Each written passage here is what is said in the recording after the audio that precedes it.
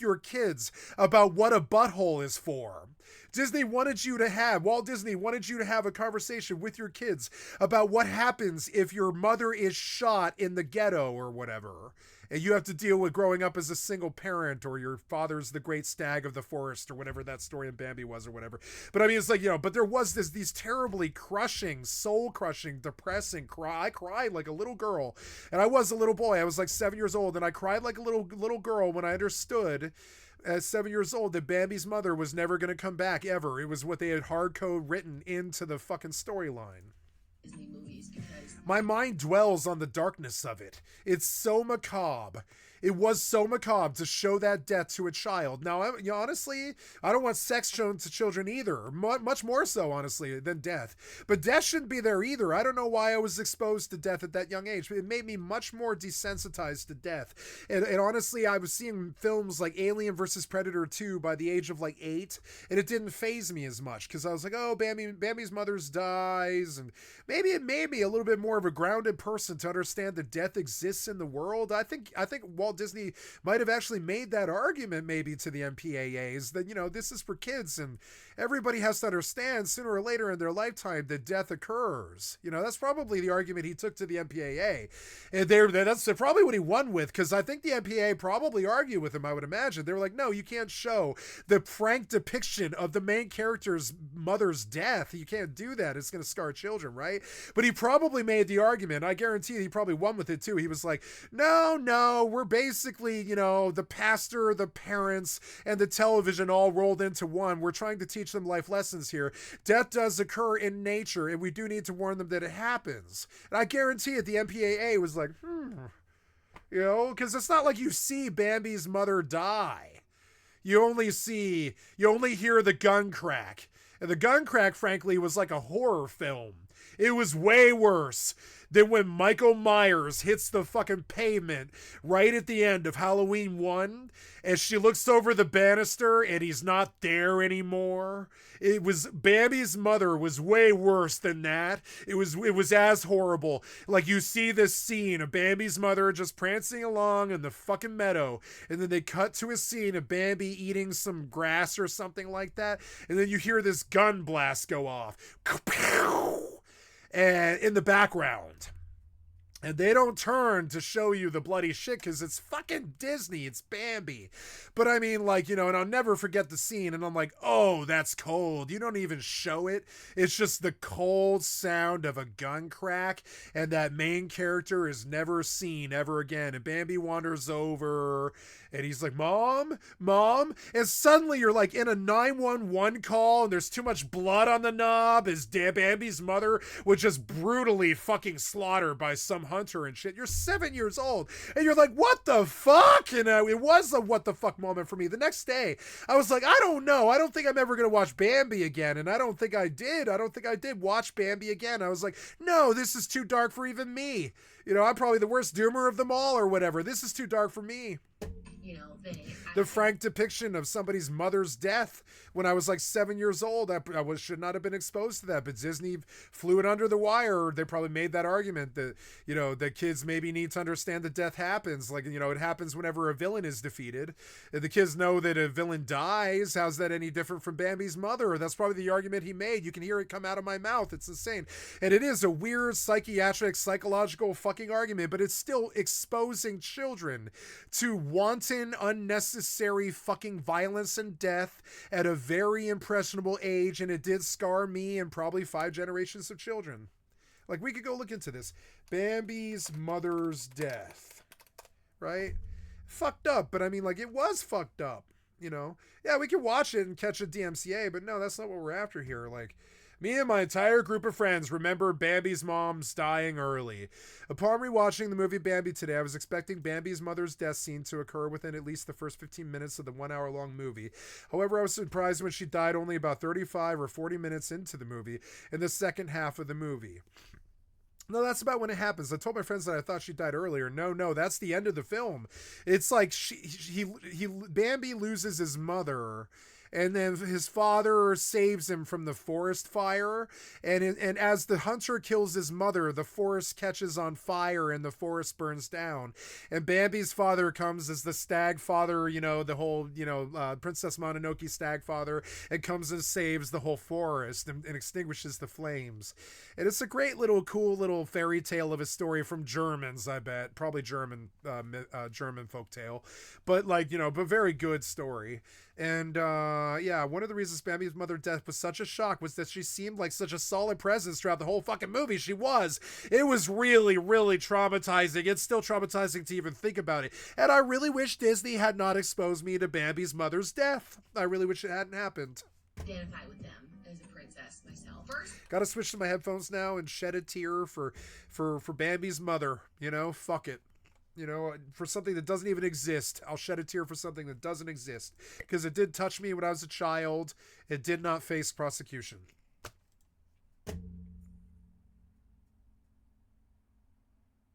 Bambi's mother's death touched me as a child, but did not go to prison.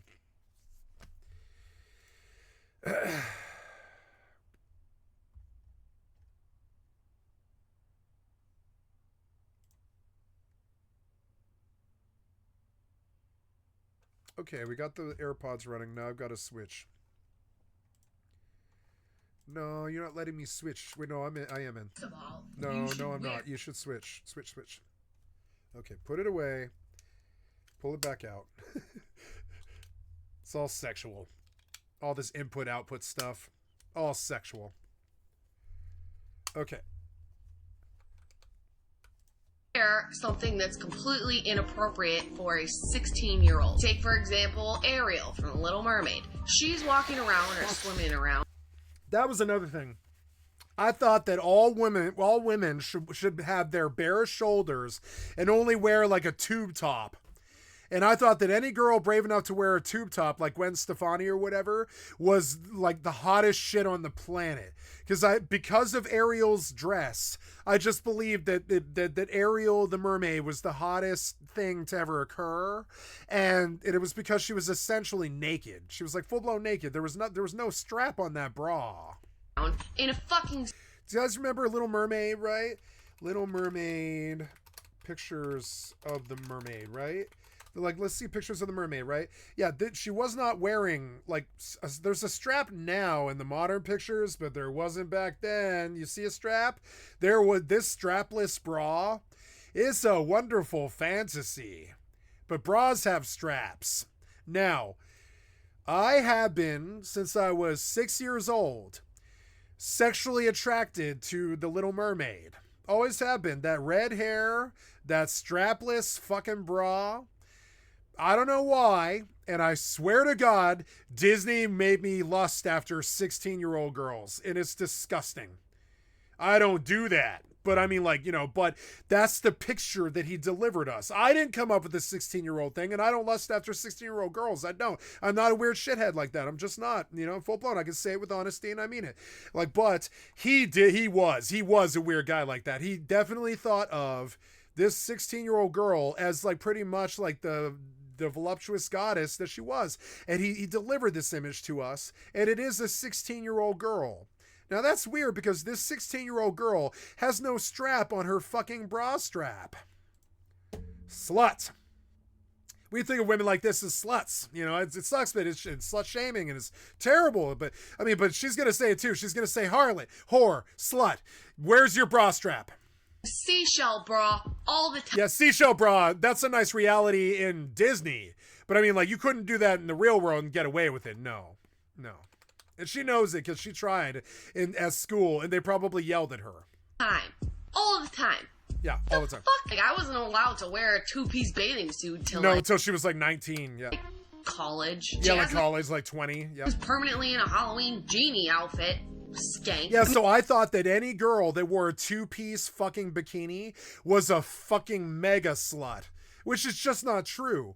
But I mean, like Disney and that Little Mermaid thing, something about it just like it geared my sexuality at the age of like 6 or something like that. And I was like, oh, so this is what a hot teenage girl that I'm supposed to lust after looks like. And it should have been a little older. You know who I think was an appropriate character would be like Aloy.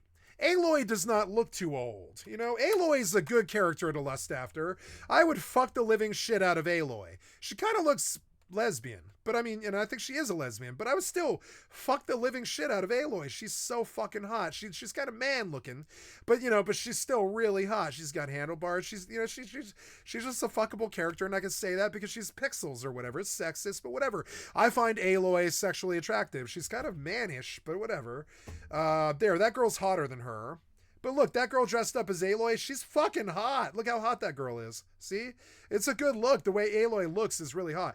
I don't like her dress. I always thought the dress was fugly, but the way Aloy looks, or the shape of her body and her age, I always thought was much, much more appropriate than fucking Ariel from The Little Mermaid. Now, I wish I could tell my story, but it doxes one of my friends, but I happen to know somebody who had the same name as Ariel. I guess it is doxing her, whatever. I dated a girl named Ariel, and Ariel was obsessed with The Little Mermaid because Ariel's name was Ariel. And I can't tell you what and she's about to talk about it. I'm fairly sure The Little Mermaid ran a number on Ariel's brain at a very young age, the same way it did on me, where I now think of all girls as supposed to be living up to this image of The Little Mermaid at that era of when they cut the film the first time, which would have been like this. Yeah, like that. There's Ariel. My fuck, she was hot. I mean, she was of age. And I thought it was okay at a very young age to be sexually and romantically attracted to a Disney princess like Ariel. But if you look at her, she's looking a little jailbait, doesn't she? I wish Disney hadn't made her so jailbait. Now she's got the strap here, but I don't recall that strap. I'm sure they did draw the strap, but I don't recall the strap. I just remember a fucking seashell. That's it. Now, this image remains. This and another image, which is who is it? It's one of the Greek goddesses at dawn dancing on the clan with her bare breasts out. She's got she's on the clan's opening and she's all the virility. I think it's Aphrodite, I believe. There's like Aphrodite in the clam, I think, right? Which is like the original Greek image of what a voluptuous, sexy, young, attractive woman should look like, right? And we're in dangerous territory here because it's not me that drew 16-year-olds to be attractive. It was Disney that did this. It was. And so now I find myself sexually attracted to I don't know, I would say about age 20 to age 24-year-old girls, because I would peg Ariel in this picture at about 20. So I swear to God, this fucked me up, because now I need my significant other to look as attractive as the Little Mermaid when she was 20.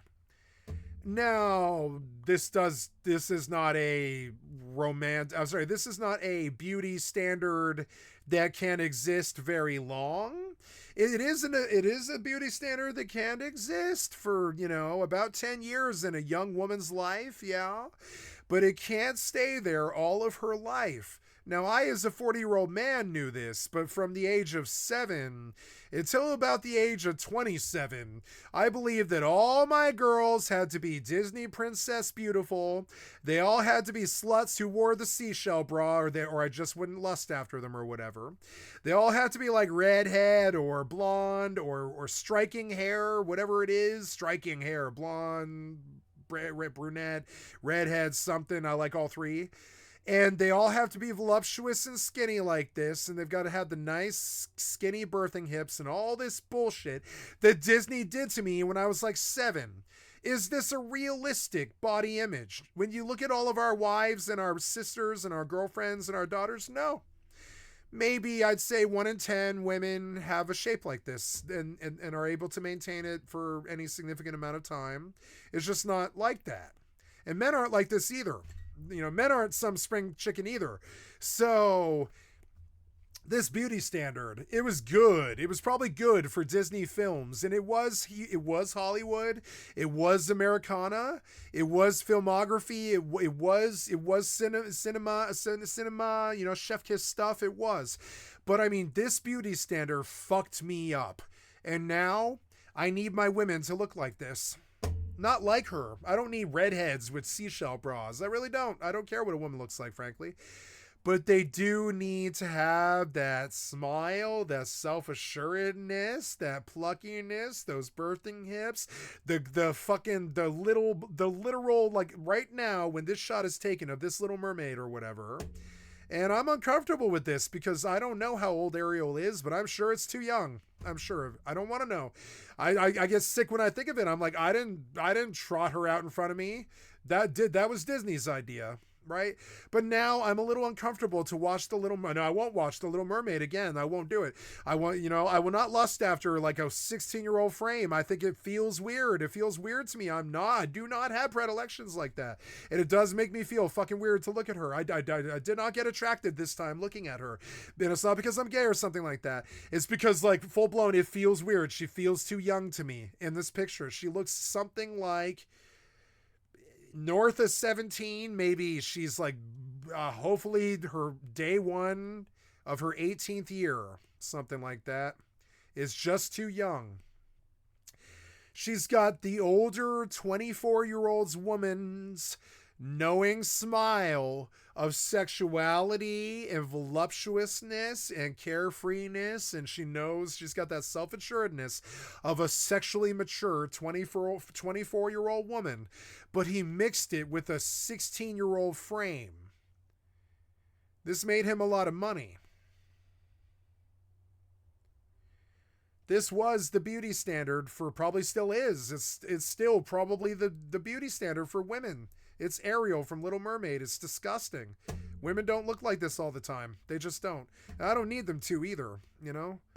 So, you know, and Disney did kind of fuck us up in some ways. Now, was all the shit that Disney did bad? No, I'm talking like maybe 5%. The Nazi thing invalidates like 10% of all of his work or something like that, because it's disgusting. For one thing, it's got fucking Mickey and Donald in it and Goofy and shit, which just totally fucking ruins Goofy and Donald and Mickey for me forever. So that did kind of leave a dark stain on Walt Disney's career. But other than that, I would say his work was genuinely really good. Most of it was really good for the world. It helped kids, you know. It was good. It was good for kids. So, you know, helps entertain kids, which we desperately need. So whatever. So, you know, he provided a service that we desperately needed, and he shaped how people look at fairy tales. You know, how I view princesses is absolutely dictated by Frozen. It's not even Little Mermaid anymore. I view Elsa as the perfect princess. I don't care. And of course her sister, Anna is the perfect princess, but Elsa is the one who has to wear the crown, you know, and I really love those girls. I think they're my image of what a Disney princess should be. And they're of age. They're like 18, something, 20, you know, they're not like too young. I mean, even if it's not. When you look at Little Mermaid, you think too young, right? But I don't think that about Elsa. Elsa does not look too young to me. She looks like a self-possessed 20-year-old woman. I would say about 20. She even almost has wrinkles, maybe 24, something like that. Elsa looked young. She looked 18 to 24, but she didn't look too young.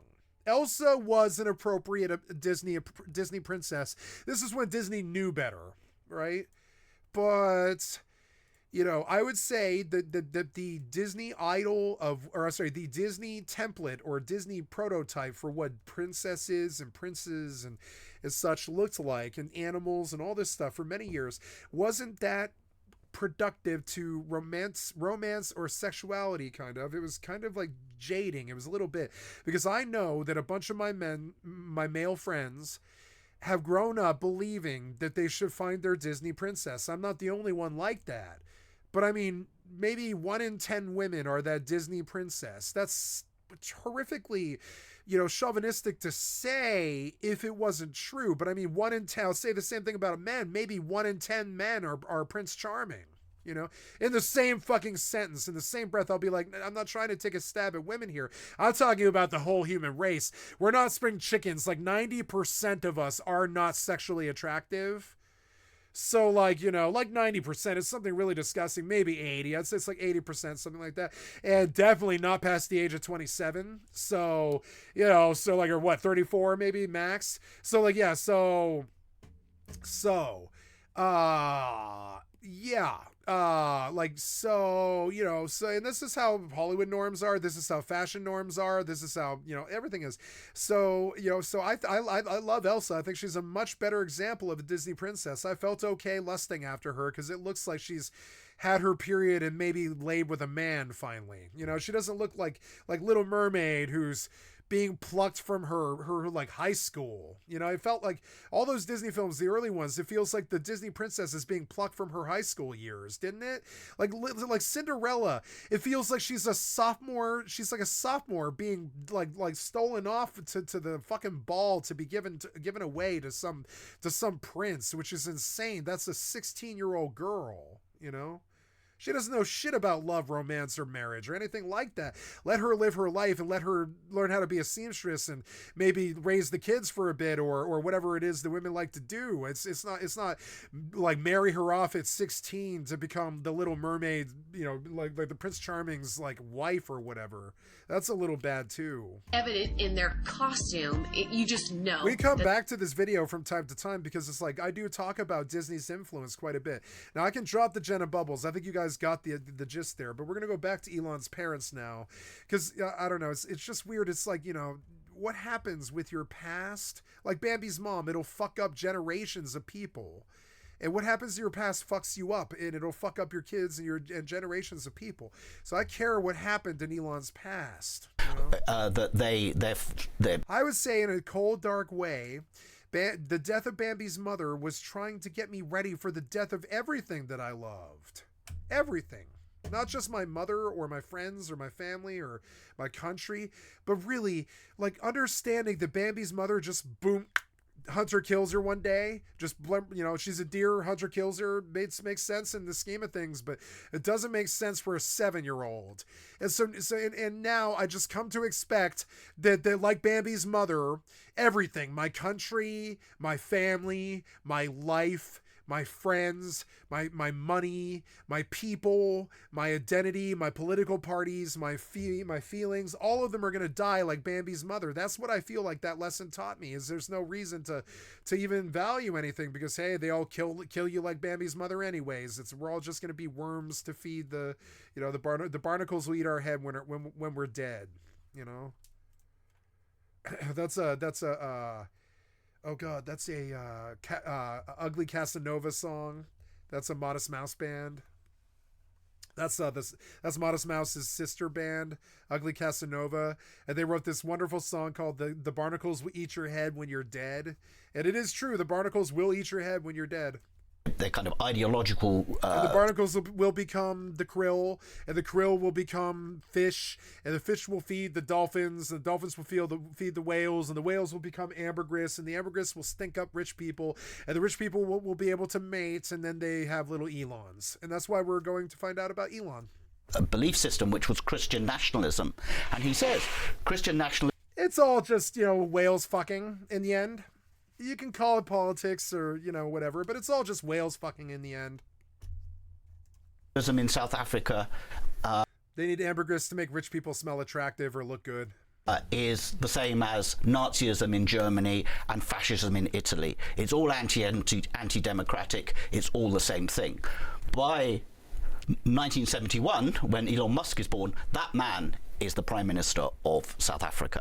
And Christian nationalism is the basis of not only the political philosophy, but the entire education system that Elon Musk is brought up into. So take us from Elon Musk's grandfather moving to South Africa in the 50s to his father, how they gained their wealth. So Elon Musk's grandfather moves there in the 1950s. He's not particularly prosperous. He arrives without a lot of money, but it's Elon Musk's father, Errol, who makes the real money, principally through investments in emerald mines in Zambia. And mining conditions in southern Africa and It's weird, but I read a Danielle Steele novel when I was young, the only one I ever read, but I was like, why does my mother read so much crappy romance novels? So I just read one because I was a well-read person, right? What's the Danielle Steele one about the diamond thief? Oh yeah, the diamond thief. No, it's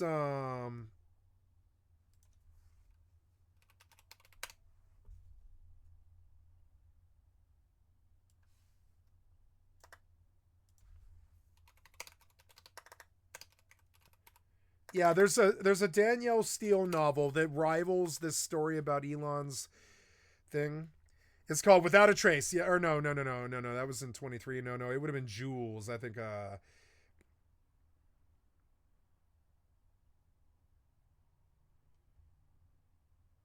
I believe it was, I think Without a Trace. No, it's not Without a Trace. I believe it was Jules, maybe. I don't remember. But I read a Danielle Steele novel, and it had a kind of a cool opening where, like, this guy finds he finds this beach on the South African shore near not near Madagascar, but I don't know where it was. I read this book like 25 years ago, but it had an interesting intro. It was a romance novel, so it ended up just being softcore porn for most of it.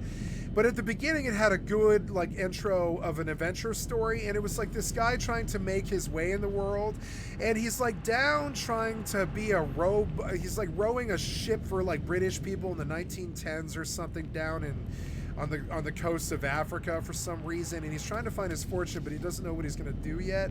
And one night he's like stranded on the beach, and their boat crashes, and the people on the boat die except for him, and because of a storm or something.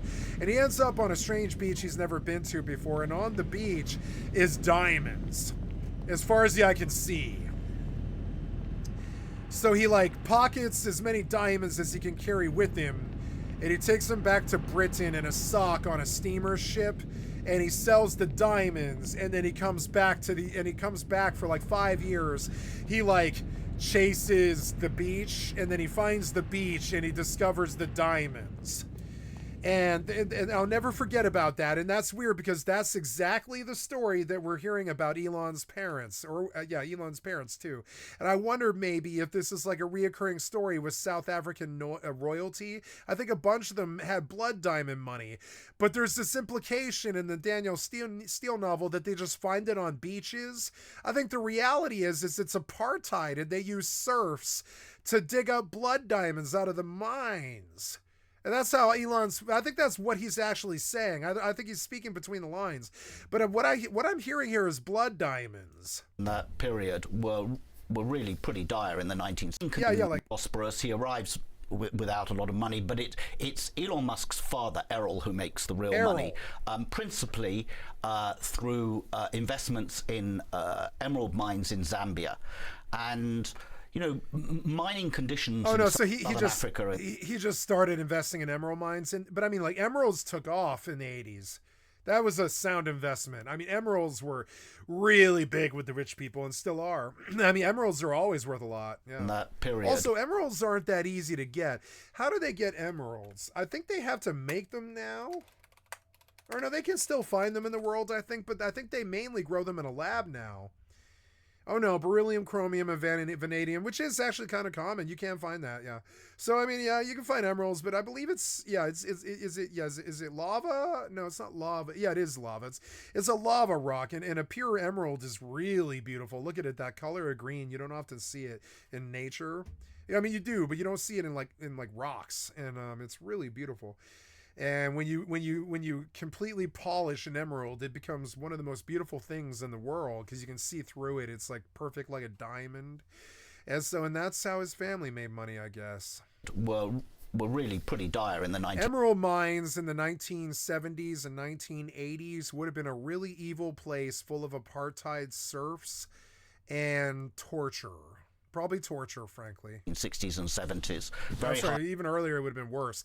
The later it got, the more human rights stuff was more, the more the world stage happened, the more the CNN and cable news happened, the less likely it was for them to get away with blood diamonds and serfdom and slavery and shit like that, as we became more and more aware of what was happening in the world. But I mean, back then in the 60s, there was no internet and barely any phones. So if you like tortured 500 black people in an emerald mine, nobody would tell anyone, and that's what they did.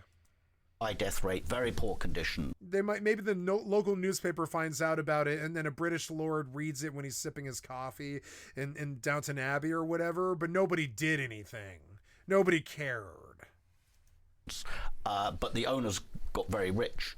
And then emeralds took off because, like blood diamonds, they're hard to get. Lived, what can only be described as a neo-colonial life. If you were white South African in that period and you had any money at all, you thought black people were N-words. You thought that they were the lower class. You thought that they were beneath you. It's weird, but I mean, they do think this. So this, like apartheid South Africans, they were like. They were like programmed and coded. It's more like a code or a program, I would say, yeah, where like they can't shed that hatred. It was ingrained in them by their parents, and they can't get rid of it. You lived with servants at your beck and call.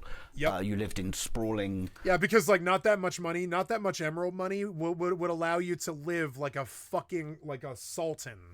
Like a sultan, and the white people there in South Africa, that's what they did. They had personal fiefdoms and shit built off emeralds and blood diamonds and shit like that, oil money and African stuff. And like, and they all just came in there to exploit the black people. I don't know how else to say it. They came in there to exploit the black people. I know that's not nice to say about white people, but it is what happened. They came in there to exploit black people for serfdom, emeralds, blood diamonds, and suppression. Housing. Oh, also, they really, really, really wanted them to believe in God. But remember, Africa has many, many, many gods. Just like Asia, just like India, just like everywhere but Britain and America. Everywhere but Britain and America has many, many, many, many gods. Norse gods, German gods, or not German, but Greek. It's Greek, not German. But, well, German. I mean, there is kind of like weird old, like old like Germanic, like stories and stuff like that. There is old origin stories like that. There's like old religions and stuff. But like really, the only religion that doesn't have 300 gods is Christianity. There's a couple of others like Confucianism and like Buddhism and stuff like this that are centered towards single idol figures like that, deities and shit like this. But that's actually fairly rare in the world stage. You'd be surprised as white Christo-fascists how unlikely it is for the world to want to adopt your single god when they have 300 million. And it's really difficult to do. They're like, oh God, you see that river over there? We have a name for that. We have a god of the river. Or you see the eagle in the sky. That's what the Native Americans believe. They have 3 million gods too. They think that every single living thing has a god that represents it, and I don't really think that's that far off from the fucking truth, frankly. What you see with Elon Musk is that when you can't prove it, but I mean, it's not that far. But it's a theism that any child in the world could adopt, and they would be safe to do so. Is the assumption that every living thing on the planet is represented by some kind of deity that does care about that living thing. Children would not be harmed by having that ethic or that outlook, and I wasn't. Glimpse into just how much money he had when he and Elon's mother get divorced. She says at the time that these people, they were raised to believe that the servant class might rise up against them and kill them. Owns a yacht here, and that they're all filthy like subhumans and all this shit. And I'm sorry, but like, fuck apartheid, fuck what they believe, fuck the Nazis that still roam the earth, fuck the people that still believe this shit, fuck fucking Elon Musk, Sig Heiling. His fucking parents probably hated that because it does make the South Africans look bad. It makes them look bad, really, really bad. I know some South Africans who are racist, but they don't want you to know it. They really don't want you to know it. Owns a jet. He owns. Like they view that as just as crass as the people that they consider to be beneath them. That's how polite posh society looks at racism. You might not think so, but yeah, a lot of polite posh society looks at racism like it's the same sort of dirty thing as the servants. Like they think they view that as the purview of the lower class. You know, racism is often a problem in the lower class, not the upper one or whatever. But then you'll still find these crazy apartheid people that were raised this way that still do have those beliefs. They just conceal them from us because they believe that it's crass, you know. I think Elon Musk really is like kind of a Nazi, but he conceals it from us because he knows that his father would consider it crass if he Sig Heiled in public. That's why they do that shit anyways, but I mean, also, it is crass. It's fucking crass. Several houses. Way more crass than a fucking South African poor lord.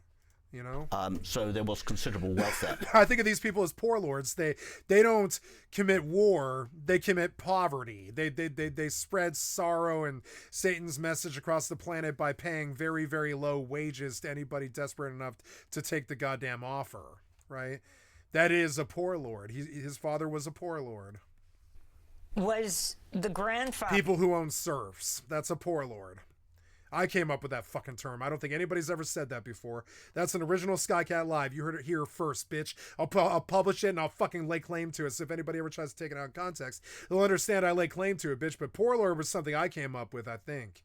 Which is like, you know, when you commit serfdom to take control of the lower class. I'm not the first one to call them that, but I'm the one that wants to bring it to the internet's fucking common language, because that's what they're fucking doing. They're poor lords. They want to control us through poverty. It's a very simple word that means exactly what it means, and they do mean to control us like lords through poverty. Fuck them. Fuck what they did to the emerald miners in Africa. Fuck what they're going to do to us. They're not nice people.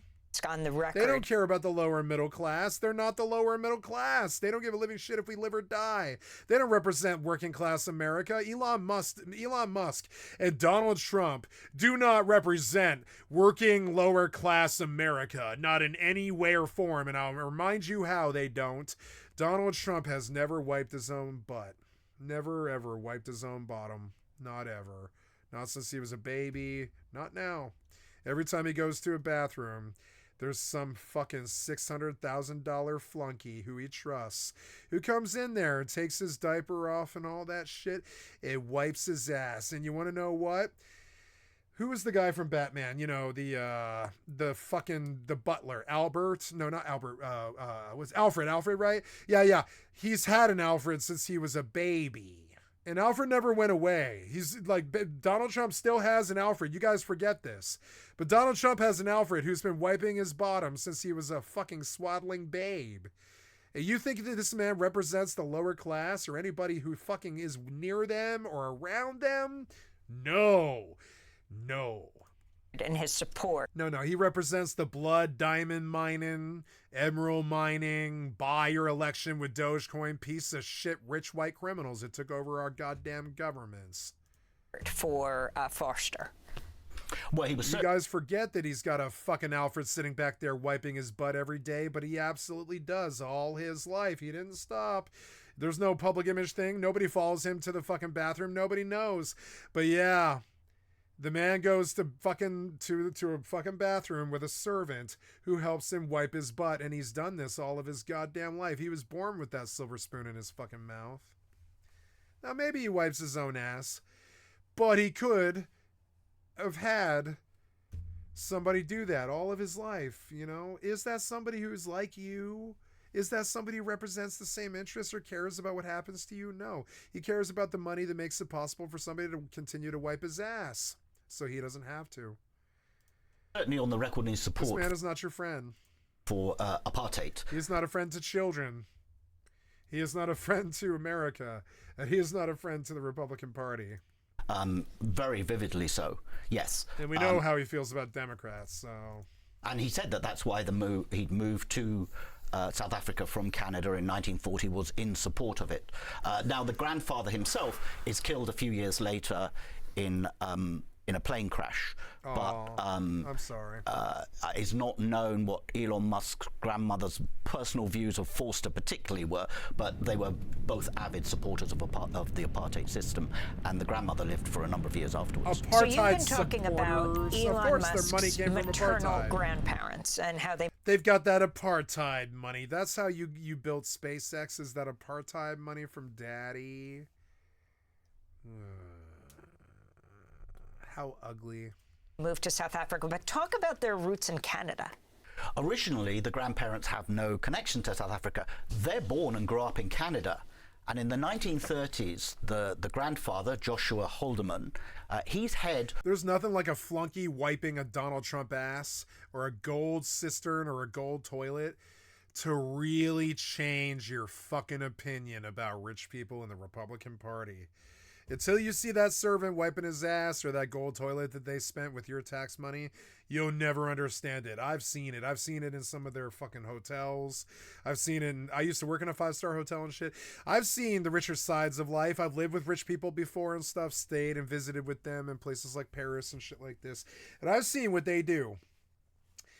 And when you see the gold toilet, you understand. These people aren't your friends. They'll just continue to exploit everything and everyone around them to continue to make that money so they can continue to make gold toilets so they can prove to you, quite physically, that they're better than you.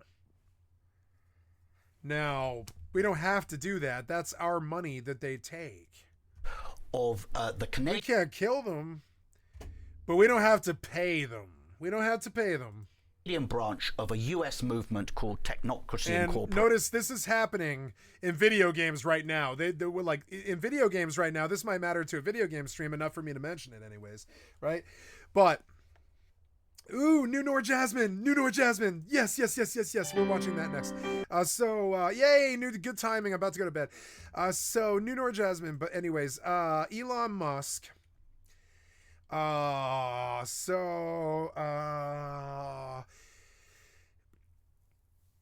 That emerald money that they used to build their dynasty, that apartheid money, that's not changed. That's what Bitcoin is. If you guys forgot, Bitcoin is the currency that rich child molesters use to buy child porn on the deep web, which, by the way, is a psyop that was cracked by every world government since 1987 or some shit.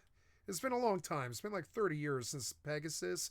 And that's that cell phone program that they talked about on the Batman movie, where you can see every cell phone in the city and stream it all to some fucking... They're about to talk about that on Grand Theft Auto 5, about a surveillance network that spies on the whole city and all this shit, right? Know it all, or whatever it is.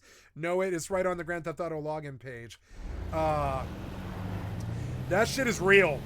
It's real. It's called Pegasus, and it's been real. And if you don't believe me, consult the court evidence in the court cases that have been sued against the U.S. government around Pegasus, and they lost. I mean, it's a real thing. You can consult court evidence to see what Pegasus is. It's a real thing. It exists. It's not some dinosaur, or not dinosaur, but it's not some unicorn. It's not something. It's not some fantasy or conspiracy conspiracy theory. Pegasus exists. The American world government, government and the world governments have avowed that it does exist, like the MK Ultra. It is real. It is this thing that happened. Danny Castellero happened. And now, as that occurs, as their mass surveillance project comes to succession, and they can spy on every word that we say and every picture that we send and everything we do, and comprise it and compile it with AI and all this stuff, right? I don't care about any of that. I don't believe in privacy, as sad as that is. I mean, that's the world I grew up in. Bambi's mother dies. I just don't believe in the privacy of having a living mother or whatever it is. It's just, things are just raped and taken from you. Your privacy doesn't exist. Bad men exist. Bad things happen to good people. We don't know why. It just does. And so I understand that the world is a cold place, and I don't believe in privacy. But remember, fuck me. Bitcoin was just legitimized by Donald Trump and used to steal our election with Elon Musk. And that's the currency that people like Jeffrey Epstein used to purchase little girls and underage children who were trafficked. That was what the currency was chiefly used for the first 10 years it was around. Now, that's not what it's used for anymore. But remember, that's where it came from. It doesn't have this whitewashed past that the Republicans or Donald Trump want you to believe, or all those Bitcoin shills or anything like that. The Bitcoin itself is actually morally sound. It's just how it's used is not morally sound, but the Bitcoin itself is morally sound. It's just an encrypted, fungible token. It's morally sound. It does not represent theft. It does not represent loss. It doesn't represent gain. It's just, well, it does if you attain it, but it doesn't represent gain or loss. It is just a fungible token representing an encrypted amount of Bitcoin. People don't understand what non-fungible tokens are, but I do, and or at least I think I do, and and the problem with it is bad men can use Bitcoin for whatever the fuck they want, and it's untraceable. So when you think of Bitcoin, the first thing that I want you to think of is criminal currency for child molesters, because that's exactly what the fuck it is. That is what it is chiefly, mostly used for. It's also used for gun sales to people who kill people, warlords. It's also used to traffic children, traffic firearms, traffic dope, traffic all that stuff that they can't sell on the city corners in LA, you know? They can't sell children on the city corners of LA. They'll get thrown in jail, right? But they can sell it on the dark web, and they do. That is what Bitcoin is chiefly used for right now, today, in 2025.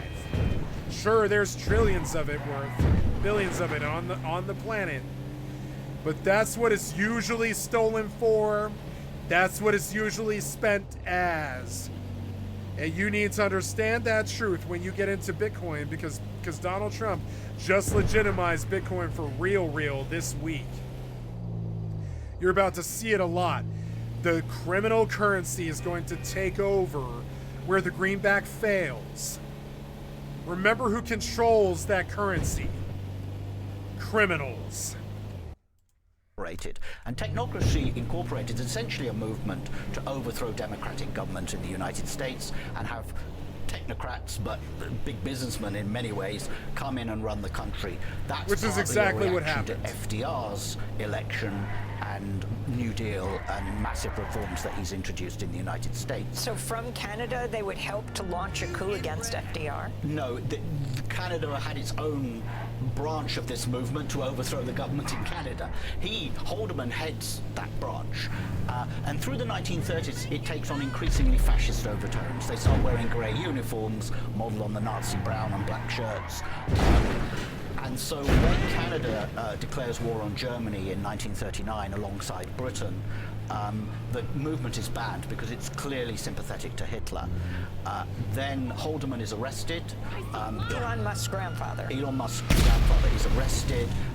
They find documents sympathetic to the Nazis and other subversive documents inside his house, and he is sent to prison for a few months and then remains on essentially a subversion watch list for the rest of the war. Yeah, so he basically I got past him. Sympathizer, a fellow traveler. And about a decade later, he moves to South Africa. Why? So after the war, he founds another political movement which has deep anti-Semitic roots and actually promotes the forgery, the protocols of the Elders of Zion. Elders of Zion, that's it. But obviously after the war and the Holocaust, there's no real appetite for that in Canada. It's a failing political movement. And so his eye casts down to South Africa. By 1950, the apartheid government has been in power for 2 years. And Haldeman looks at it and thinks that's just my kind of place, which clearly that was what he would want to create in Canada and had been trying to create in the 1930s. And so that's the point at which he and his wife, May, they move to South Africa and become very fervent supporters of apartheid. Now, I wanted to blend in some breaking news in addition to cutting off all aid to South Africa, news of the region, and that is Sam Nujoma, the freedom fighter turned president who led Namibia to independence from apartheid South Africa in 1990, has died at the age of 95, often referred to as Namibia's founding father, known for his motto, a united people striving to achieve a common good for all members of the society will always emerge victorious. Was used real to be called victory, not Southwest war. Africa, became the independent Namibia. Talk about Sam Nujoma and how that fits into this picture of South Africa through apartheid. So Sam Nujoma was the head of the Southwest Africa People's Organization, which was the liberation movement of Namibia. SWAPO, indeed. Really, SWAPO takes off and is able to have effect after Angola becomes independent with the fall of the Portuguese dictatorship. The Portuguese colonizers leave Angola, and Angola provides a base then for SWAPO to really fight to liberate Southwest Africa. That becomes known as the Border War.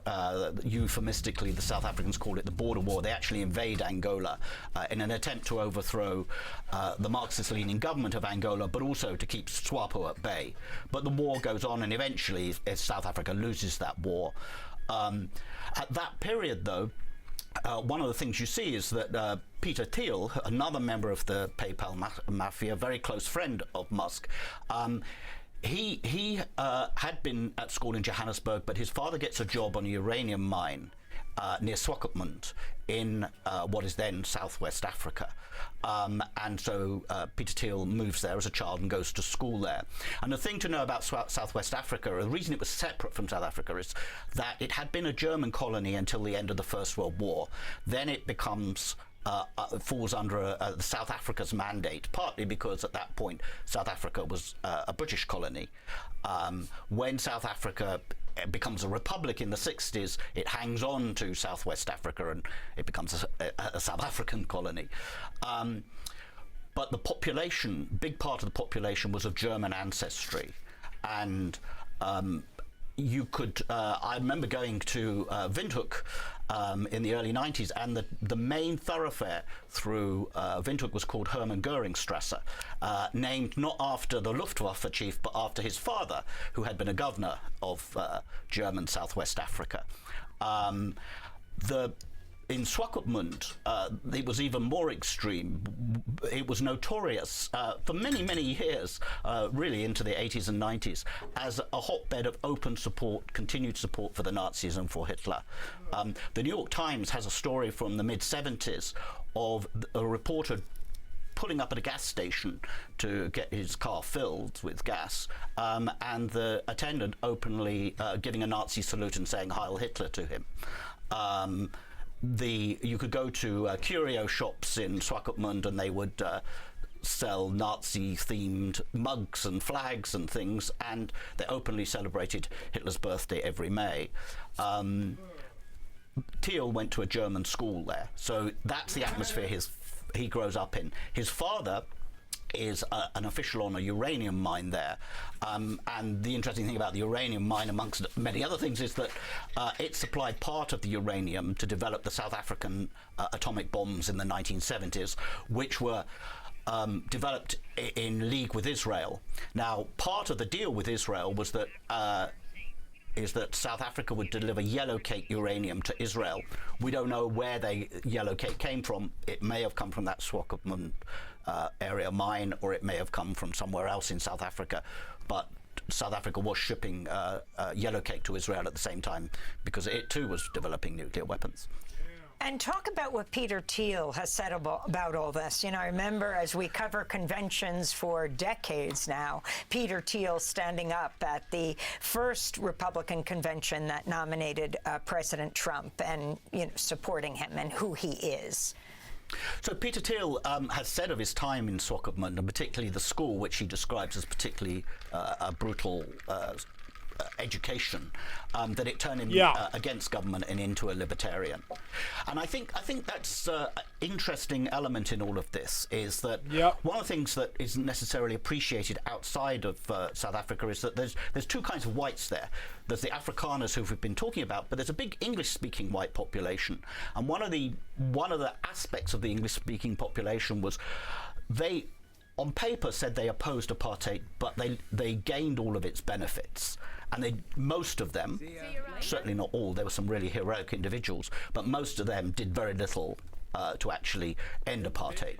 But one of the products of that is you have people like Musk and Thiel who have done very well, and whose parents did very well out of the apartheid system, who deny responsibility for it. They blame it on the Afrikaners, they blame it on a government, extreme right-wing government. I'd heard this, but I'd never heard the explain proof. how it is that their own parents Another proof, but there's like an historian were so able to do so well out of apartheid, and then they put that down to individual talent, that they're naturally gifted, and that leads them down this whole libertarian path, anti-government path, because essentially they have to explain how they too were benefits of apartheid without taking responsibility.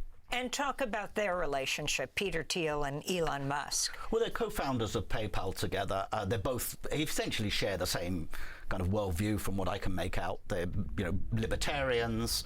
They're very opposed to any kind of DEI. You've seen their deep hostility to DEI.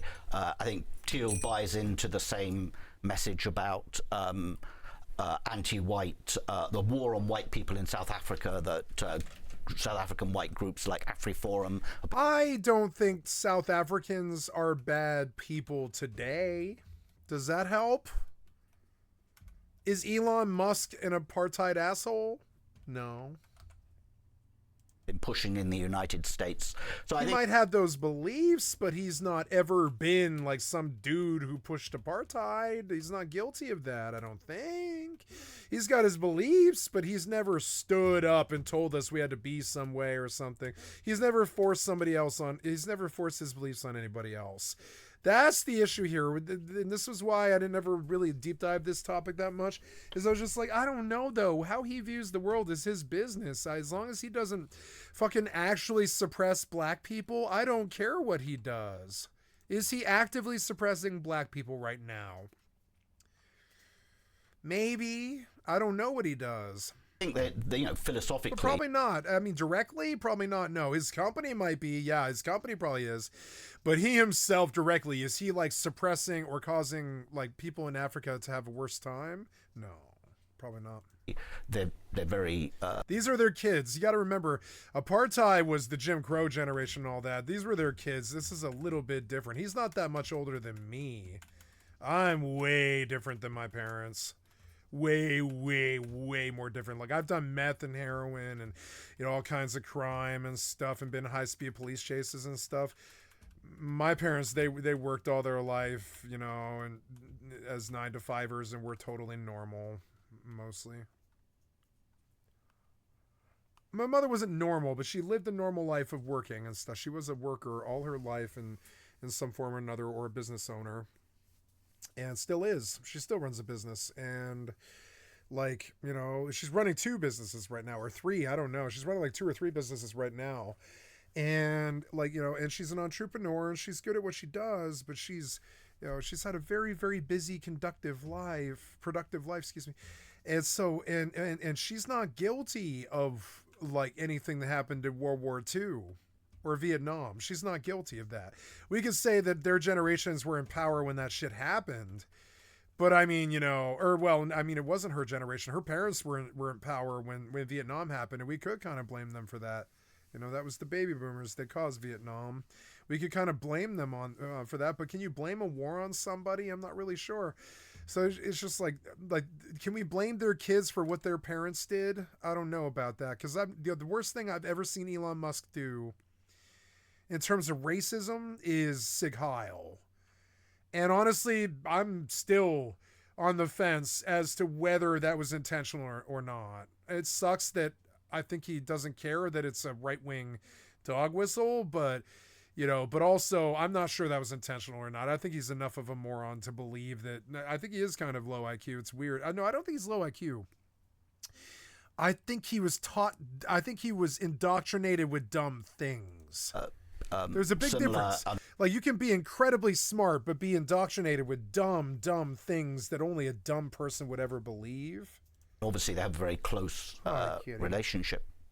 And then talk about David Sacks and talk more specifically about what you're referring to as the PayPal mafia. I don't think most people in this country understand all of these connections and this unusual situation where these some of the wealthiest men in the world work together, founded PayPal, and now surround the president of the United States. Yeah, so David Sacks was born in Cape Town in the 70s, and he moves. His parents take him to Tennessee when he's 5 years old, so he didn't grow up in the same milieu as Musk and Thiel, but he did grow up in the white South African diaspora, for sure. So I've got to remind myself every time I plug in the headphones or switch to speaker, I've got to check the microphone because it changes my microphone sound every single time. He clearly shares the same views. You know, as you say, they're part of the PayPal mafia. They all get rich from the creation of this company. They're all at the top running it. And now Sacks has emerged as Trump's AI and crypto czar. Again, part of the same project. So you can see this. And he was a chief fundraiser for President Trump, as you said, born in Cape Town. Yes, a big. So they've all emerged with essentially, from what I can make out, the same philosophy. And of course, that's only been reinforced. I love democracy by now. Their success. They're convinced, obviously, of their own genius. Yeah, and they think because they're white and they're rich and they used apartheid and suppression of black people to build emerald mines and blood diamond mines and build generational wealth off the backs of others and poverty and serfdom and shit like this and suppression. It is racism, and it's like a conquistador lifestyle. And then they whitewash it and pretend that they didn't do that and that their kids didn't profit from the money or anything like that. And that's bad. We don't know what to do about it. But yeah, that's like basically, just because 100 years have passed doesn't change the fact that apartheid was terrible for 50 years. And the money being spent by their kids, that's something we can remedy. We could take that money. Government. I don't think we will, but I mean, we could take that money. We can make an argument to take the money. We would be like, did you use apartheid serfs to build your emerald mines? And have you been using that to accrue interest for 50 years? Because that money, that's all got to go back to reset to the economy again. It's like dirty money on it's like dirty money on a server. You need a rollback or some bans, and then the gold's got to either be introduced back into the economy again or just removed entirely, because it's like you shouldn't have the advantage. Is fucking bullshit. If you used apartheid, if your parents used apartheid, you should not be able to use that money to build SpaceX. That's fucking ridiculous. That doesn't make SpaceX good. Two wrongs do not make a right. That does not make SpaceX acceptable, you know? Whether it's South African government or in this case it seems to be the US government, is an obstacle to success. And then we talked about it in part one, finally Roloff Botha, making this little quartet, white men of a certain age together, and his history also a part of the PayPal mafia. Yes, he's part of it, and he has not emerged as a open supporter of Trump. See, there it is. Sure, I told you, crime went online. Crime went online, and I think PayPal is probably at the core of that. And I think that's how they did it, is PayPal. They went online and they pretty much legitimized it. They became the bank for all the world's criminals. And they used that money to leverage Bitcoin and swing elections. That's how they're doing this and gain interest. And like that other video was saying, it's easier to have 10 million and wait a year and collect $1 million interest than it is to make $1 million. Does that make sense? And that's why we need a reset. We need a full planetary Earth, full monetary reset. If you use slaves or serfs in the last 100 years to get your generational wealth, and that hasn't been refixed back into the economy of the planetary server, essentially. The admin, all the world's governments and stuff, they've got to do something about that. That's not really okay. At some point, when apartheid ended, there needed to be some kind of reparations thing done where all those emerald mines that were built on the backs of serfs, they should have just became the government's property, essentially. It shouldn't have been allowed to remain in the corpo's fucking hands, because then it just becomes this generational wealth that spawns stuff like Elon Musk and SpaceX and problems like Dogecoin.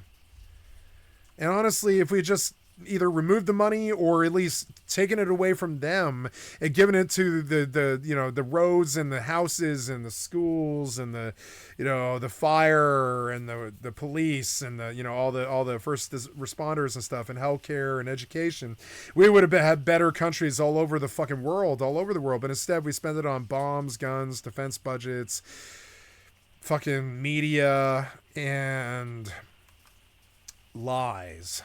Views are on this. Non-disclosure he does have a very agreements. interesting background. His grandfather was Pik Botha, who was the last foreign minister of apartheid South Africa. And Pik Botha's job essentially was to go around the world, particularly the West, and assure them that apartheid was being amended, was being dismantled, when in fact it was in many ways, although what was known as petty apartheid, which was the routine discriminations, the segregation, was being dismantled. In fact, the political system was actually only reinforcing it, solidifying it. The government of the time cooked up a system of 3 parliaments that would represent different parts of the population, but and give some people who weren't white a vote, but none of those people were black. There was no black parliament, partly because they were being pushed into the independent homelands. The idea was that they were no longer South African anyway. So Pik Botha went around trying to apologize and excuse for this system, and he was successful with conservatives. He saw a lot of Reagan and people, they loved him here, and the same with Thatcher in Britain. They saw them as the acceptable face of apartheid, and he was so deluded by the end. He was convinced. I remember meeting... Okay, so I fried up some mushrooms. I noticed I'm watching a lot of videos, but that's because every day I get fucking talked into do something else at 7 in the fucking morning and then working for 5 to 10 hours. So whatever. And so yeah, I'm just gonna do lots of videos tonight because I'm fucking exhausted, but I do want to stay up late. It's a Sunday. There's nothing to do for me tomorrow at all except walk. So... Oh, it's raining again, which isn't good. We've had the worst floods that have ever happened here in the Pacific Northwest right here in this week. And it's raining again, which isn't good. During the air. Some people are going to lose their homes tonight. And I don't mean to say that dramatically like it's some kind of funny thing or something. It's not. It's this terrible thing. That rain on my fucking roof, it's not good. It means that the storm's coming back in again. And the Pacific Northwest has been flooding. You can pull it on Google right now. Fucking Washington flooded. And it's about to be real bad. If it rains tonight, it's going to be very bad. Our rivers are 28 feet high, some of them, and are up to the highways. Seattle was like that. I don't know if you guys saw when I was driving south today, but I should have said check out the floods on the fucking on the Twitch chat, but anyways, or on the Twitch title. But yeah, it was terrible. Some of the water was up almost to the highway. It's not going to be a good evening if it rains all night. Some people in Washington are going to lose their homes. It's not good. Floods we've already places that are close to here. I could lose my home. If it rains all night, I could lose my home, absolutely. Or I wouldn't lose my home. I would lose probably just the belly of the trailer. Probably the belly of the trailer has a lot of food in it. Because we did doomsday prep when I first came here. My parents were before my stepfather passed. They were doing a lot of off the grid gardening, so they filled a whole bunch of mason jars with pickled goods and foods and rice and beans and stuff before I ever even came here. And they filled the belly of my fifth wheel with enough food to live for a year in case the grid went down. Because my father or stepfather was a doomsday prepper, and quite a good one too. He had like three generators and like a whole bunch of. He dug a well. We've got a well, so water isn't ever a concern, and it's got a good, nice purifier and a good system and stuff, and like, you know, and we're doing well, but like. If it rains all night, my field could flood, and the belly of the fucking the fifth wheel will flood, and all that food will be ruined, and probably the base of my trailer will take some water damage, which really might not be too good. And that is a reality that could happen. But we built the trailer up on a hill a little bit, like up above where we laid rock down and we suspended it up higher.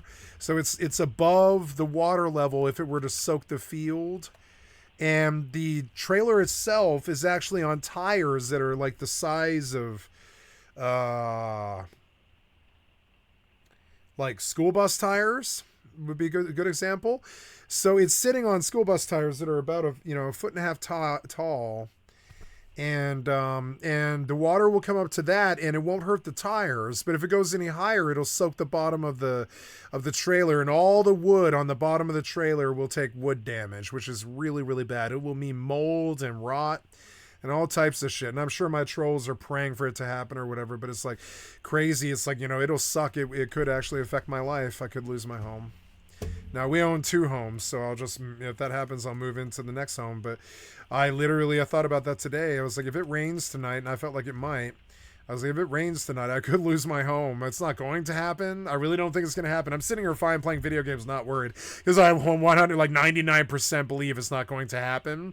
But it is a possibility. If this place floods, I could take some damage tonight and potentially lose my home. If my floor is flooded, it would be very, very bad, because I'm not that far from the ground. I'm like maybe 2 feet. Yeah, like 2 feet, I'd say. 2.5 feet, something like that. So yeah, if 2.5 feet of water comes, which we have had 15 inches, but we haven't had like 48 inches, or like 54. We have had like 15 though. And we're about to get like another 5, and it's just starting to get like a little bit worse. But we've had a nice dry day for the water to soak into the ground and stuff. And Washington floods are a real danger. And some people have lost their homes. Like, that was something I meant to look at tonight, was the Washington floods. But lots of stuff is cropping up. Like, we're going to do the new Nora Jasmine. We got to finish Elon Musk's family, which is getting towards the end here. We need to look at the end, how the right wing destroyed itself. And then I do want to look at the Washington floods. We looked at one last night, but I didn't have the time to do it. It was Squid Tips, right? Squid Tips, the gay biker. I love the Squid Tips, the gay biker from Seattle. Fucking awesome. Awesome guy. He blew up too. When I first found him, he was like maybe 39K.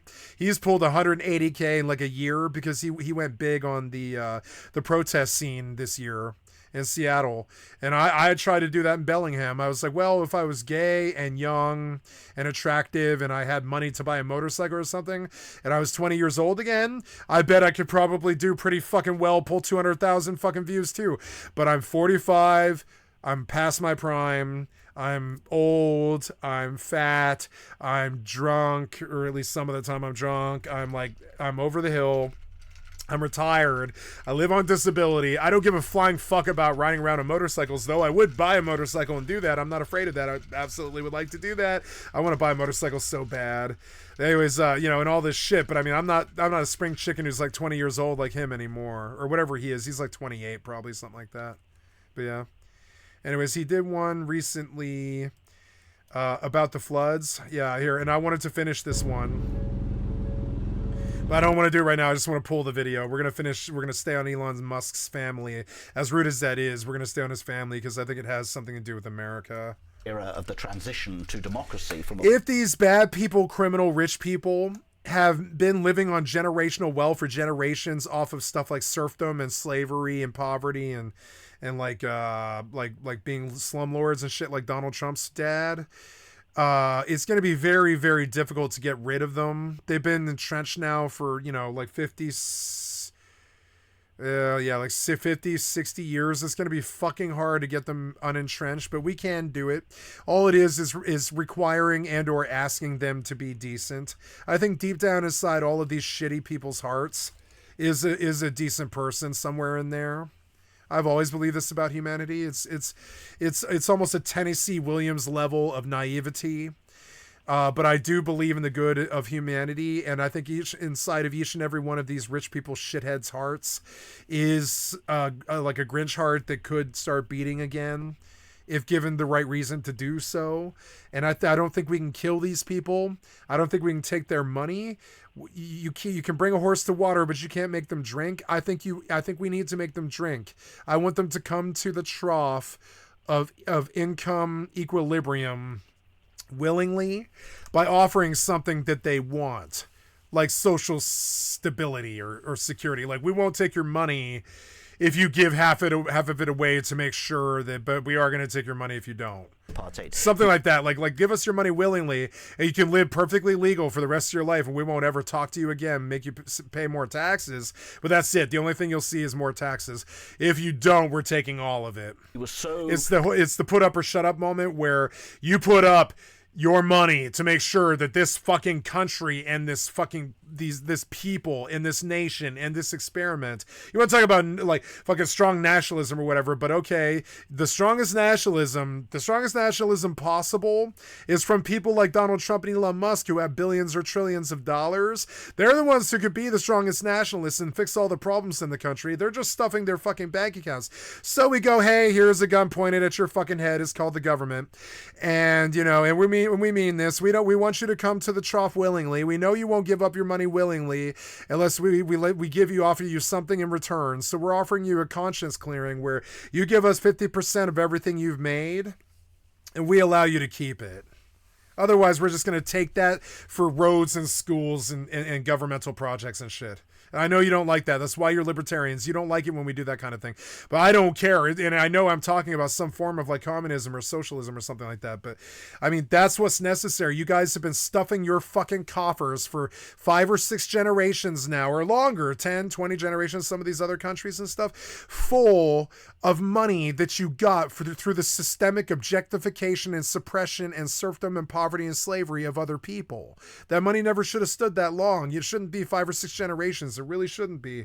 So you can either give us half of it so we can better the fucking generations and make sure the kids have roads and reasons to live and there isn't suicide problems in young people and fucking school shootings and shit like that. That's all because they're not getting enough attention and love, and there's too many kids in each schoolroom, and there's all this stuff that money could fix, but we don't, because you guys stuff your fucking bank accounts in the Cayman Islands instead like fucking criminals. So yeah, you can keep your money if you give us half of it. But I mean, we're at crisis level now where you stole all our money. Our kids and our fucking dopers are dying and starving in the fucking streets.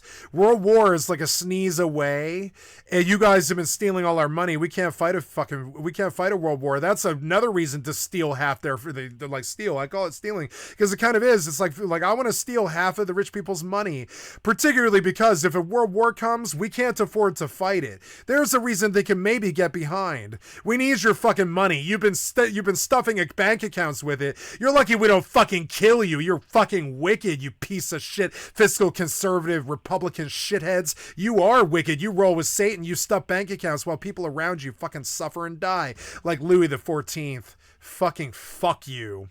It's about time for the guillotine again. This is democracy. Give us half of what you have, and we don't even come to your house or anything like that. Give us half of what you have. You stole way too fucking much money. That's the public Commonwealth's money. And it ended up in your coffers because you stuffed your fucking pockets with banking, usury, insurance, fucking war profiteering, and fucking, stock exchange, inside trading, bank collapses and robbery, Bitcoin, Dogecoin, and all that shit. And you have to show us every cent now if you want to live in the same country as us, or we just kill you. And we're going to take half of it, or you don't get any of it. This is put up or shut up time. where it's like, I don't want to hurt you. I don't want to kill you. I don't care if you remain rich and keep, what do you have? Now Donald Trump's probably got like $3 or $4 billion after the Dogecoin election steal.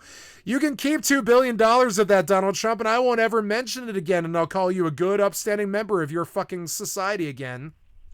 And I won't say another word evil about you ever again if you give $2 billion of that to America so we can fucking fix our fucking schools. Or some shit like that. Whatever you made off Dogecoin, I don't care. It's our fucking money. Give half of it back, bitch. You were smart enough to scam us out of all of it, but I mean, you should give half of it fucking back because we are your fucking family. We're your fellow Americans. We are your people. We are the people that have to live here with you. We don't want rich people fucking like acting like kings. We really don't. So put up or shut up. I'm not going to kill you. I'm going to rob you. I want you to willingly, I'm not going to rob you either. I'm going to ask you to willingly give me 50% of those billions of dollars that you have. It's a real high, to call it a real high tax. But I mean, I do need that from you. You guys have been fucking us to death. Fuck you. democracynow.org. Yep. I'm Amy Goodman. Hey, we're done with this one. We're done with Elon's family. It's too personal. It gets too close towards the end here. Well, I mean, it's not too personal. We'll finish it.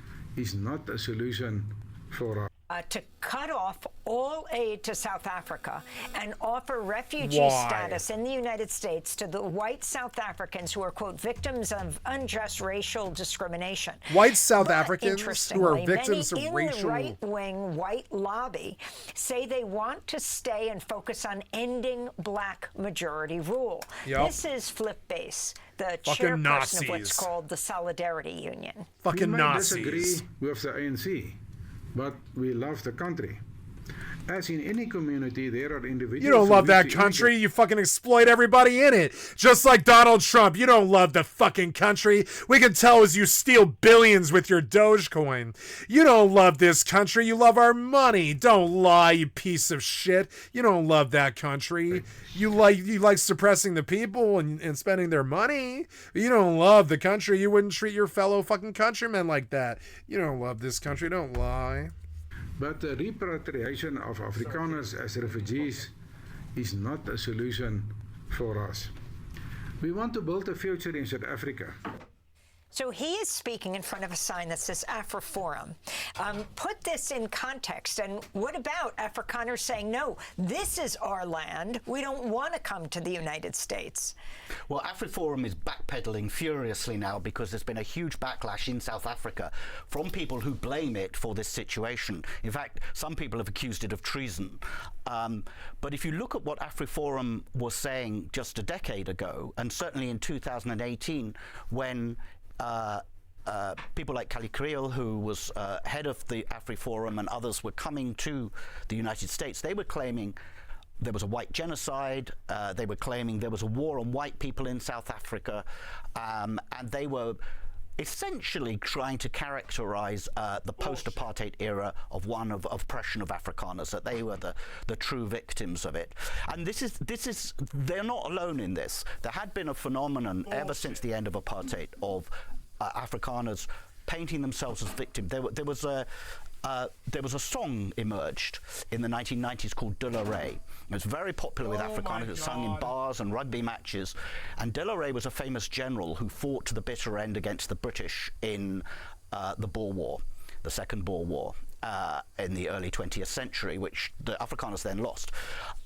And this song essentially is an attempt to take Afrikaners back to a time when they were the victims, when it was their women and children dying in the British concentration camp, when they were the people who were oppressed. And it conjures up this Boer general who, he may be losing the war, but he's going to fight to the But all last. it really is people like Elon Musk's dad stole all their money, so everybody's poor, everybody's miserable, and everybody's systemically objectifying and fucking, suppressing each other and trying to keep each other down and shit, hating on each other and being racist towards each other.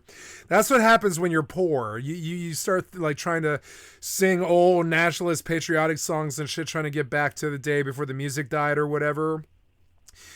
Because it's like when all the money has been stolen by rich people, we just tear each other apart. We don't point at them, we point at each other. All right.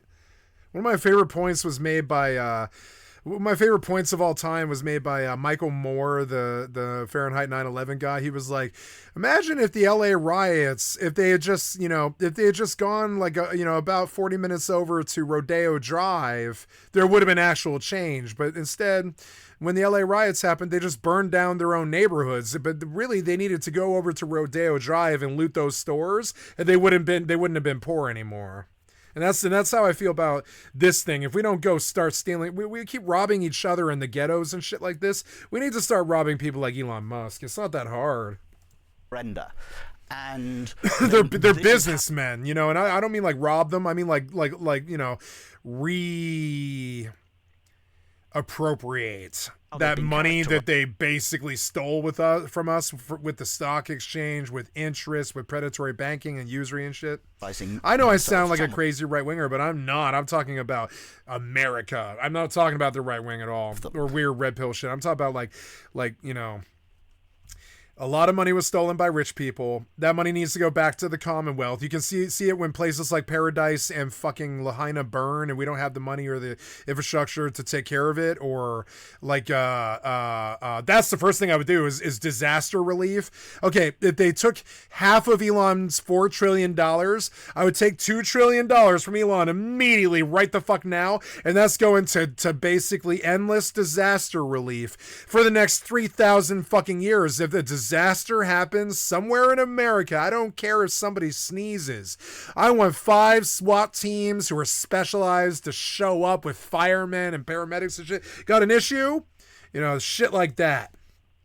That's what that money was for. Instead, it pads Elon Musk's fucking bank account. I'm not saying we go hurt them or take their money. I want them to give it to us willingly in exchange for their reacceptance in society. Because right now, you're about to be ousted for the worst criminals of all fucking time. You're starting to stand with the Nazis.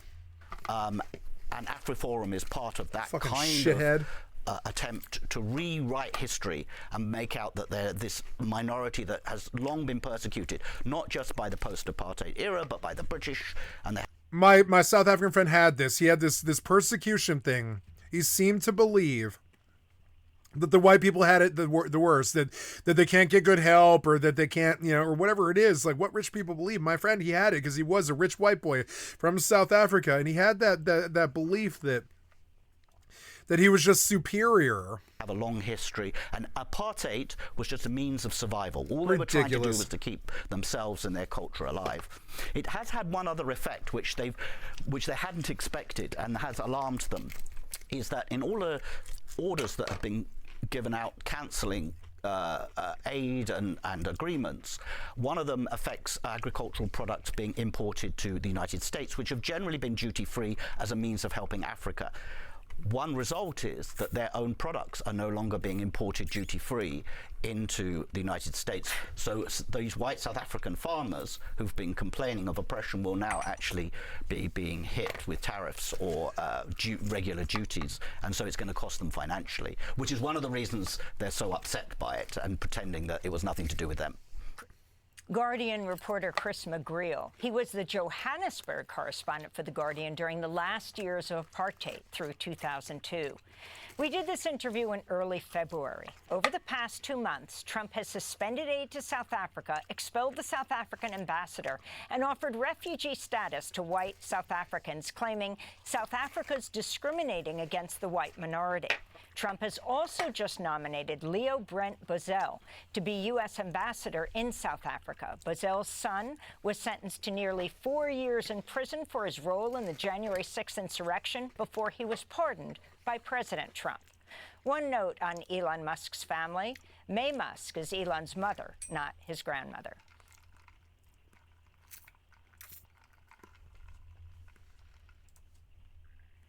Wow. This is what I saw today. I was like, yeah, like people don't know, but Washington flooded. Shit. Nobody cares about Washington except Seattle people. It's funny. I don't think Washington gets in the news very often. We're like that big butt horn up in the top Northwest and nobody cares about really. Seattle is always in the news, but not Washington.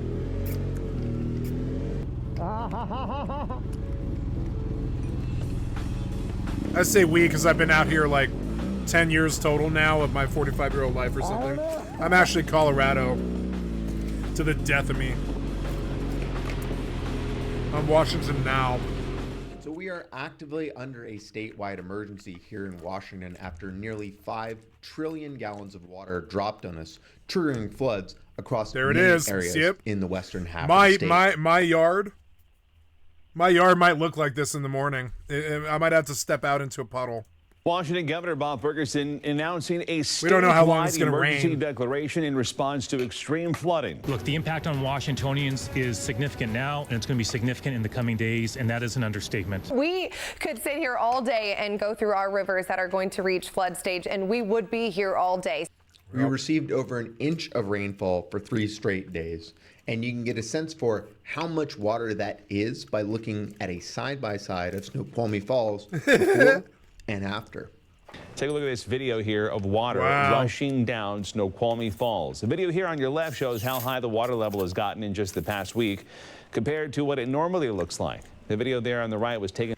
You know, I might start watching Como religiously, like every night, because it's actually really, really good. I wish Denver had good news like Como. Como's so good. That's the Seattle news.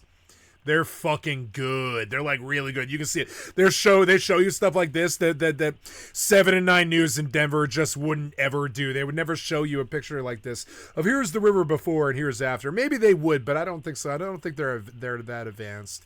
Back in February. Denver news is not advanced like Seattle. Seattle's like 10 times the city size that Denver is, for one thing. Seattle's a bigger city. I don't know if it's 10 times. It's like twice or 3 times as big. I wanted to get a sense of the impact in the affected areas, so I took a ride. Yeah, I wanted to see that today too. I took a 7-hour drive or it was like a 6-hour drive. It was like 2.5 hours each way, and then like some stops in between. So it was like 6 hours total, I think. But yeah, like I took a 6-hour drive today, hoping to see some of this, but all I got was highway driving. SeaTac, Kent, and Auburn area. And I got caught down there in Seattle about 5 or 10 minutes before the pregame started. The Seahawks were playing downtown home game today. And I didn't know that when I went down to Seattle, and I got out at about 11:15. But if I had been there at about 11:45 to 12 or stuff when the pregame starts, I wouldn't have been able to leave the city for 5 hours or something. I would have been able to, but it would have sucked. It would have taken 2 hours to go 3 miles or something.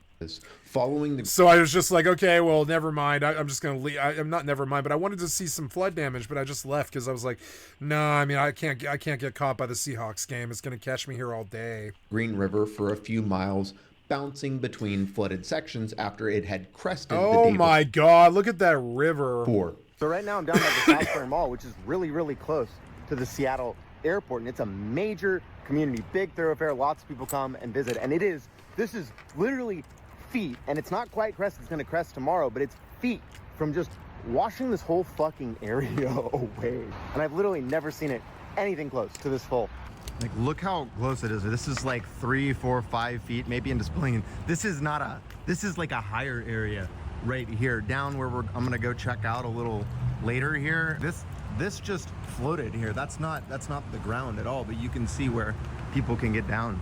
In the northern, more densely populated areas, the flooding was relatively minimal, although it was close to being catastrophic. But as I made my way down south into the lower areas of the region that are stuck between higher hillsides, I started to see where the water had broken containment and spilled into farms, homes, and businesses.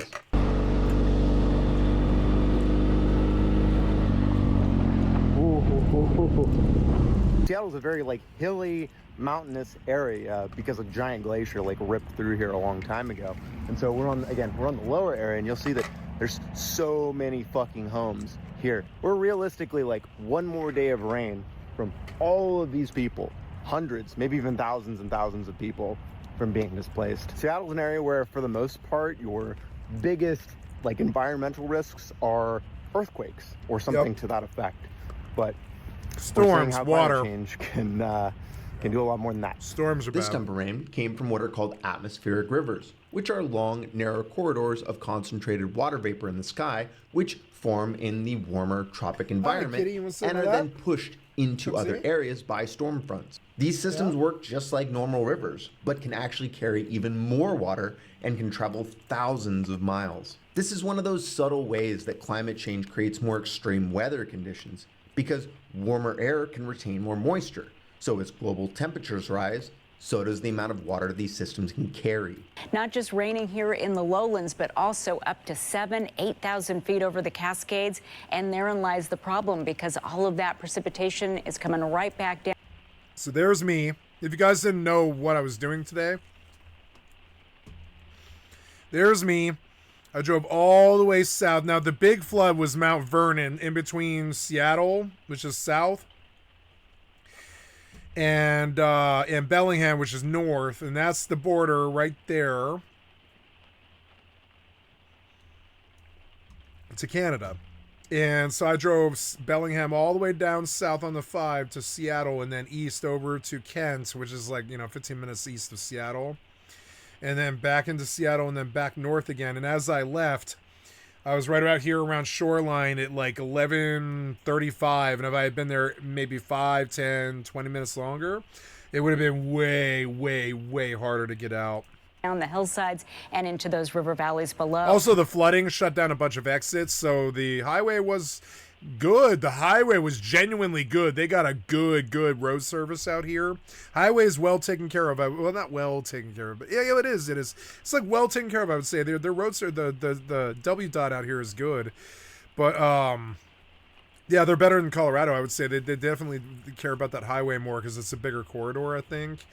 But yeah, and they made the highway just great. There was no problems on the highway today. Warmer average temperatures and more rainfall also reduces... I almost went to the Angel of the Winds Casino today again to get a burger. I thought I would stream it, but then I'm just like really low to buy stuff anymore because I think the rich people are just going to keep stealing until we either, issue an ultimatum or just take their money or kill them or something. I don't know what it is. So now... when I spend like $5 or $10 on Taco Bell, I feel full-blown evil.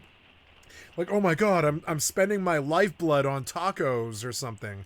Yeah, that's how bad it is. Like when I buy a taco, I'm like, oh my fucking God, this money, we need this money. I can't believe I'm buying something and I have this terrible, terrible guilt trip because that's how bad it is. Amount of water stored as snow and can suddenly melt inches of seasonal pack when these systems hit the mountains, amplifying the water flowing downstream. Broken parts of the street? Huh? Like I ate Taco Bell like 3 times this week, and I didn't spend more than I think like $20 on all 3. But like the whole thing was about I'm going to buy this, I'm going to try and eat it without guilt. And I went to Taco Bell 3 times this week, not even buy that much, like little cheesy bean and rice burritos. But I'm like, I'm gonna eat this $1.75 or whatever it is, like $2.50 burrito without guilt. I mean, I used to pay $1 for this, but it's $2.50 right now. I used to pay $1 or less. Like when like $1, $1.30, something like that. Now it's $2.50 for a fucking cheesy bean and rice burrito that used to be $1. And so when I eat it, I'm like, oh my God, I'm eating money. And that's something my stepfather taught me that I wish I didn't learn. So now my mother thinks about it all the time. She talks to me about that. She's like, I can't eat. It's like I can't bring myself to go to a restaurant because it's like putting the money directly in the toilet. And I'm like, God damn it, that's how I view it too. It's like throwing money in the toilet. That's how I've always viewed buying food with money. That's how I've always viewed it. Oh shit, it is pouring over right here. Yep. I hate spending money on food because it feels like you're just paying the toilet.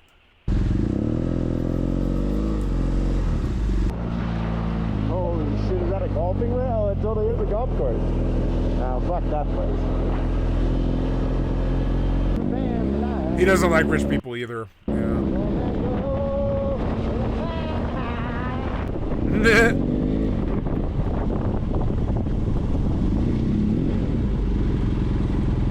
Yeah, it's a little iffy. Maybe.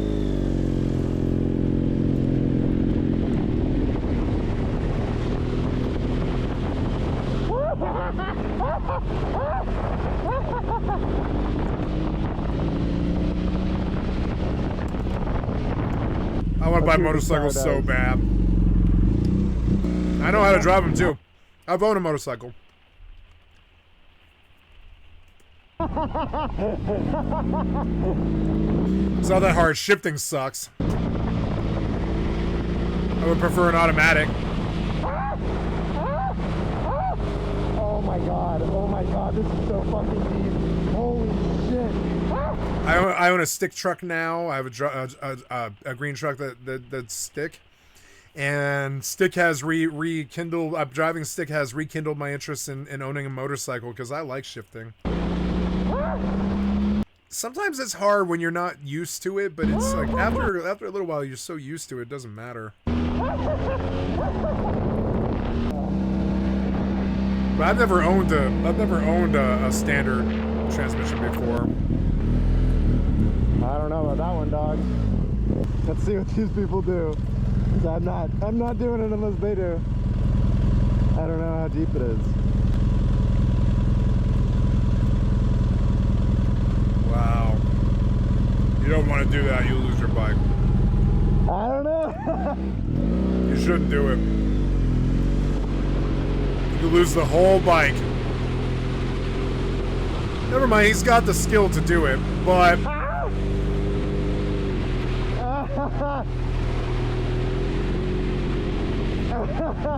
Bad for the bike, don't do this. Yeah, also bad for you. If you then have to ride home, I would never do this because it's like two reasons why. First one is if you flood that engine, you probably lost it, frankly. You might be able to get out of that without spending thousands of dollars, but probably not. You're probably going to have to spend some thousands of dollars to restore that engine. If that engine floods with real water, you're not doing so well, especially the intake. If the intake takes in water, you're fucking fucked. So, like, you know, I don't know. I don't really know. I've never fried an engine with water, but it can't be fun. The other thing is if you get soaked like this and then you have to ride the motorcycle home for 45 minutes, you will freeze solid to the point where you will get hypothermia and perhaps contract like hospital-induced pneumonia like I did. And that's another reason not to do this. He really should not have done this because he probably had a really bad time this day. Because it was cold. It's cold right now. It's goddamn... Outside, I have no idea how cold it is. It's been mostly like 45, 50. So if you ride around on a motorcycle soaking wet, going like 70 on I-5 to get home or whatever, you are going to freeze solid and catch pneumonia. That's a real reality. It's happened to me before. I didn't catch pneumonia, but I've been frozen solid on a motorcycle before, and it's not fun. You really don't want to do that. If you're soaking wet, it's miserable. It's like your balls are in the wind being frozen solid, and it's going to hurt your balls. Like it's going to hurt them. The wind hitting your crotch that's soaking wet is going to hurt your balls. It's going to be like a vice grip of ice on your balls. It's not something that you want to do. I actually really advise against what he did. But he's also wearing the right leather. Leather will help. Leather will help with a lot of this. Leather's fairly waterproof. I'm glad you did it first. I wasn't going to try. That was crazy. Another area that's being majorly impacted by flooding is just up north of me, where there is a 100-year floodplain, which is supposed to mean that there is only a 1% chance that the flow rate will be exceeded in any given year. But since 1990, it has hit that level more than 5 times. There, that was the best picture of this flooding that I've seen. Yeah, the Skagit River overflowed. Supposed to mean that there is only a 1% chance that the flow rate will be exceeded. Oh my God! See, we knew this with this. Some people lost their homes in the last like 3 days, and yeah, if it rains all night, we're gonna lose some homes in Washington. I'm a little bit worried about it actually. In any given. For instance, I helped hang some trim.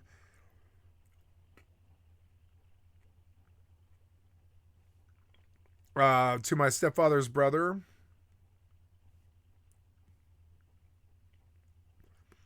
With my stepfather's brother today. And he has a a business in a small Washington town that is bordering the Skagit River, and he runs a chiropractic, and that chiropractic was flooded yesterday, and he has insurance, so the insurance is going to pay. But I mean, he took a lot of damage from this. Like somebody in my family, I mean, he is my family now. Yeah, he's a step uncle. Step uncle? Yeah, step uncle. Is that such a thing? Yeah, I think so. He's my step uncle. And or maybe it's the I forget, uncle once removed. It's either uncle once removed or step uncle, whichever it is. But yeah, and he did lose his business to this, unfortunately. But I mean, it's all chiropractic stuff that was covered by insurance, so he himself saw no loss.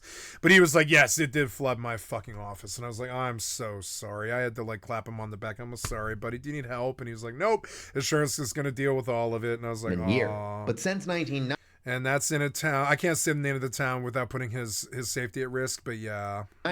It has hit that level more than 5 times. Currently, thousands of people have lost power or been displaced from their homes, and first responders have been conducting air and water rescues of residents who got caught in the chaos. Tonight for dinner, I had fried mushrooms and frozen fruit drink. Pretty good meal. You know, the fried part wasn't good because that's like wheat, and I'm gluten allergic to gluten, so the fried mushrooms weren't the best idea for my diet, but there wasn't much of it. You know, it wasn't that much of it. Wheat in it. And mostly fried mushrooms is mostly mushrooms, actually. And then this meal was such a healthy meal, actually, in most ways. It was fried, which wasn't good, but all the rest of it was healthy. It was just mushrooms and fruit. The public's help to ensure that the community is also taking mushrooms and fruit are very good for you. That they can to minimize their exposure to that. I don't know if mushrooms have that much actual, maybe they do, like nutritional value, but they're definitely good for carbs. They definitely have a lot of carbs. Hazard. And that means doing things like clearing storm drains to prevent Not a lot, but I mean better than most things. Flooding as much as possible and avoiding Portobello has a flooded lot roads, of carbs. whether there's a road closed sign or not. The most common cause of death during a flooding event is people who try to drive through water on roads.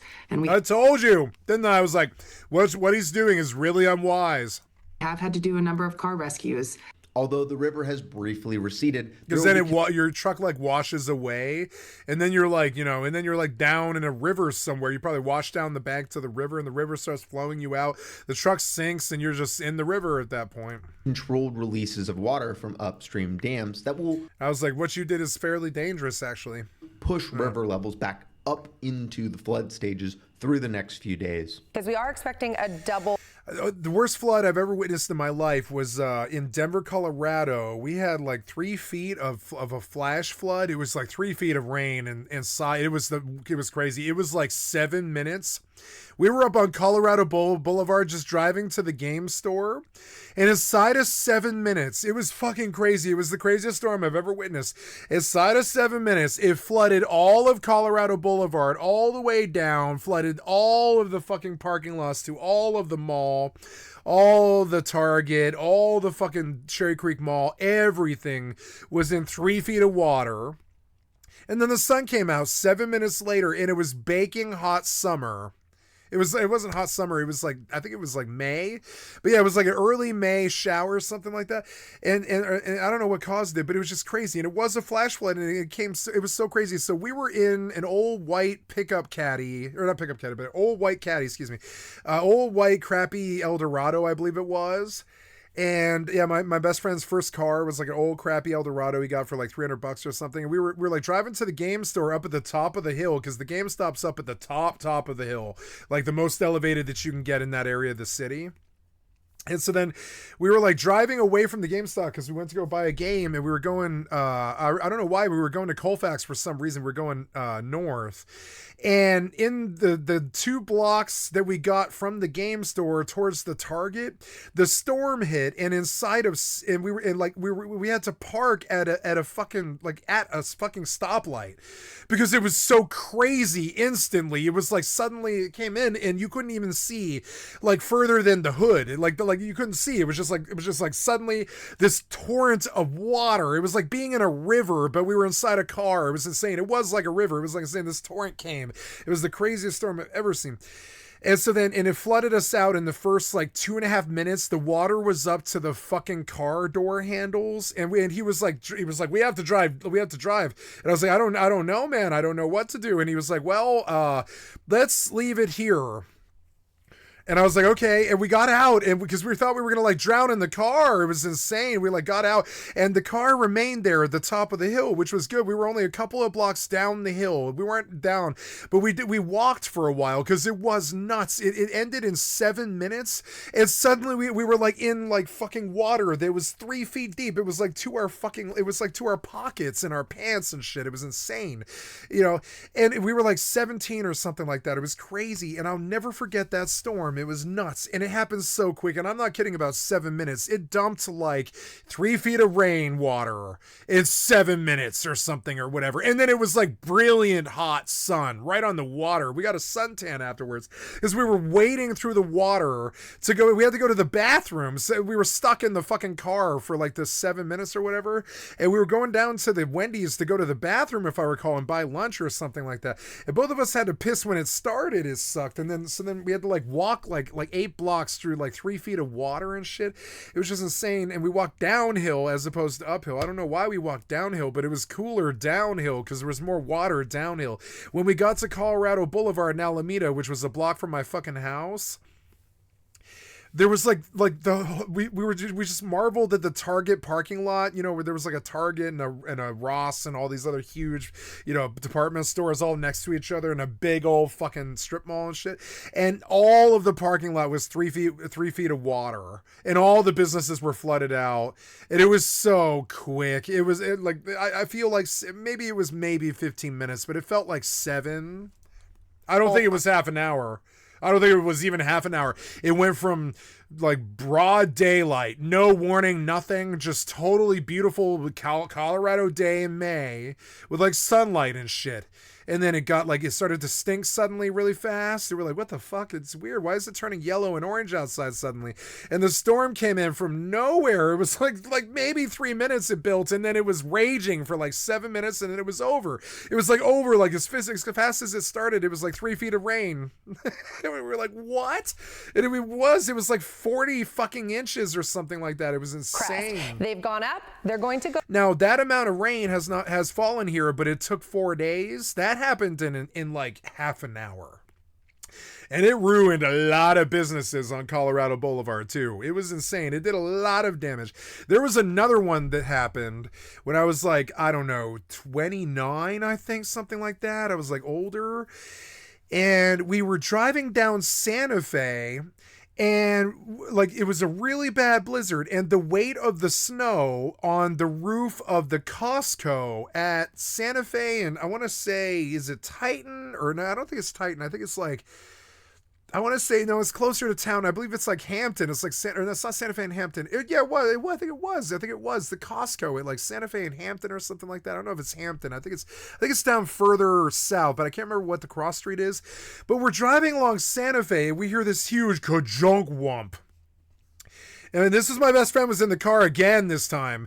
And we look left, and like fucking the fucking roof of the Costco had collapsed under the weight of the snow. And it was so cool. The whole shop, the whole thing was open. We're like, oh my God, if we can get in the roof, we can rob the game store. We're like, should we rob the game store? And they were like, no, you can see the cops surrounding the place like within a few minutes of it. There was like cops and responders and like firefighters and shit. It was just insane. It was like, there's no way we're stealing anything from this. There's more cops than there is civilians, you know.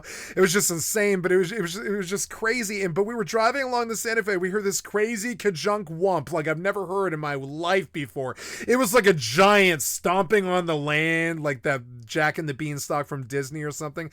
It was like the veritable that. We look over, and the whole Costco roof had caved in. There was just a bunch of crumbly little jagged fucking roof. There was no roof anymore. There was just a jagged fucking crumble where the roof had just completely sagged in. It destroyed a whole Costco fucking instantly. And it was the most beautiful wanton destruction I've ever seen. Instant. It was like instant. It was like in 5 seconds, the Costco went up and full blown gone. Just gone. I don't know if the snow ruined everything in there. But what's going to survive there? The clothes are dead. The electronics that are worth all that money are definitely dead.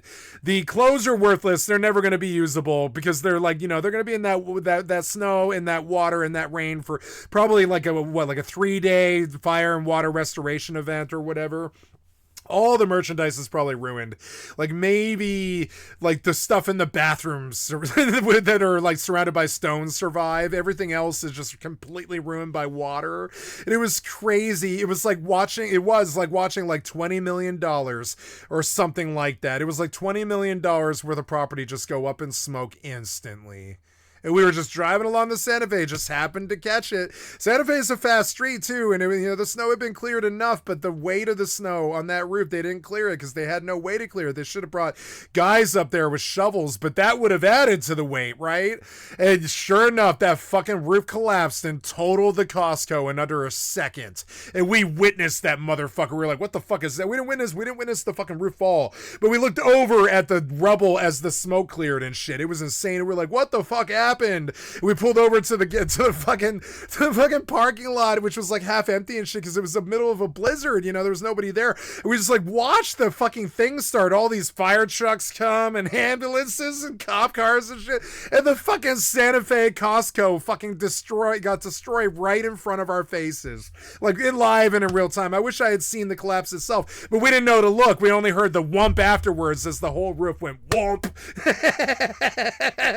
It was the most glorious fucking destruction I've ever seen in my life. I forgot all about that, but yeah, I witnessed the Costco die one time. I've seen some nasty storms in my lifetime. I'm older now. They're going to go right back up. One time when I was in Nebraska, a tornado came, and my grandparents had a tornado shelter in their fucking basement. We had to sit down there for 8 hours, and I believe that's the most scared I've ever been in my life, short of a rattlesnake. I jumped over a baby rattlesnake one time that I was fucking death shit terrified of because it was a baby. It was like half the size of a normal snake. And I was like, oh no, those are the ones that dump all their venom into you and kill you instantly. I was like, oh no, if this snake bites me, I'm not going to live. I'm not going to make it to a phone in time to save my life. I really still feel that way. I feel that it was the closest to death I've ever been. I jumped a baby rattlesnake who just rattled at me. He wasn't brave enough to strike. He was just, he was smaller. He was younger. He was more scared of me. No, I was more scared of him than he was of me, but we were both terrified of each other. And he just rattled and rattled and rattled for 45 fucking minutes. He just kept rattling. He wasn't going to stop till I left. And finally I was just like, well, I got to jump the snake now, or eventually he's just going to come over here and bite me. He's terrified of me. I could see it. He was thinking about come strike me. And I was like, oh my God, if he moves over like a foot, he's going to come strike me. He's coming towards me now. And it was like, man, I don't know, man. And like in the snake's scared and he's rattling for 45 fucking minutes. That's the most scared I've ever been. Then I had to jump the snake to get over him and get up the lattice to get up to up the backyard.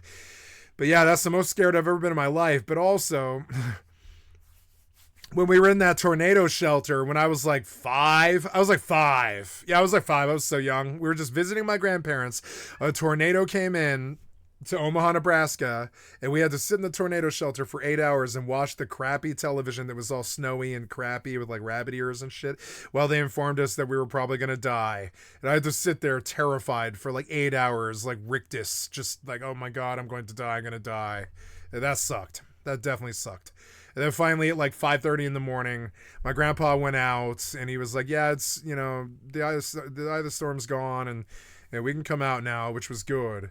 But it was crazy. When we came out, it was a completely green and pink sky like I've never seen before. The only place I've ever seen it anywhere else was Fallout 76. I've never seen a green pink sky like that ever. It was like watching something out of the Yellow Submarine or something. It was like tangerine orange and like puke green.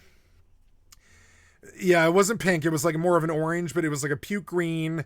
All the clouds were puke green and fucking terrible looking, like death. And the pink and the red was like beautiful. It was fucking beautiful. And the whole horizon was just pink and red, but the clouds were dark and green and sick. It was weird and crazy. It We came out at like 5:30 in the morning. I'll never forget it because it was like 8 hours. It started at like, I don't know, 7 at night. We were down there for like 8 hours and shit. And I came out at like 5:30 in the morning with my grandparents and my mom.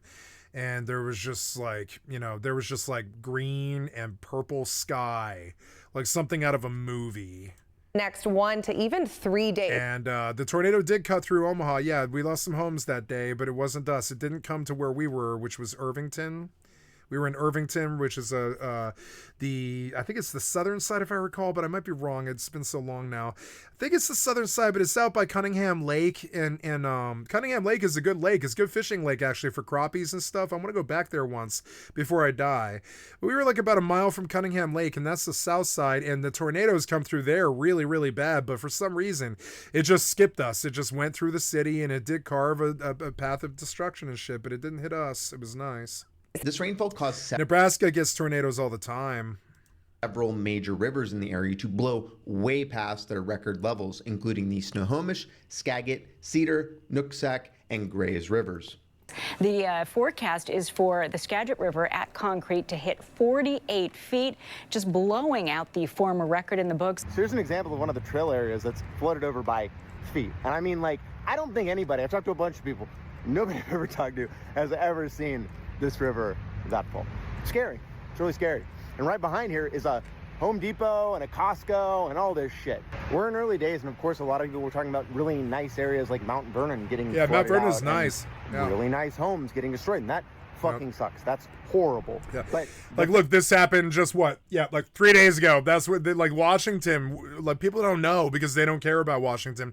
This happens to every state. Every state has terrible problems like this, but people don't know unless the person from the state, the people from the state tell you. Otherwise, you got to catch the daily news that tells you the little blurb about how Seattle got some rain or whatever. But what it really is this. See it? Thing that I have been thinking about is how many people in our community have to camp or survive. Yeah, the homeless people are fucked. They're full-blown fucked. What are they going to do? They can't go into a hotel room or something. I mean, hopefully this is when the mental health facilities and all that are on point and they're out doing outreach the most. And they're like, God, we got to get you in from this rain, whatever it takes. We got to get you to shelter and stuff. We'll take you to a high school gymnasium or something for a couple of days, right? But yeah, the people on the streets that are addicted to heroin and trank right now are the most at risk, definitely in these smaller towns. Heroin and trank and cocaine have torn through, and methamphetamine especially methamphetamine. Meth probably the worst, honestly. Meth is probably the worst one, but then there's right after that. Well, now it's worst ones, of course, heroin and opiates and stuff. But right after that is meth, and then right after that is cocaine, and then right after that is drinking. And and people are at risk out here. And if the water keeps soaking up like this, where do they go? They can't go anywhere. Everything's flooded. Where do they go? They just die, basically. On the outskirts, in areas they don't die, but unless they get shelter, what do they do? There's no place to go for a bum in Mount Vernon.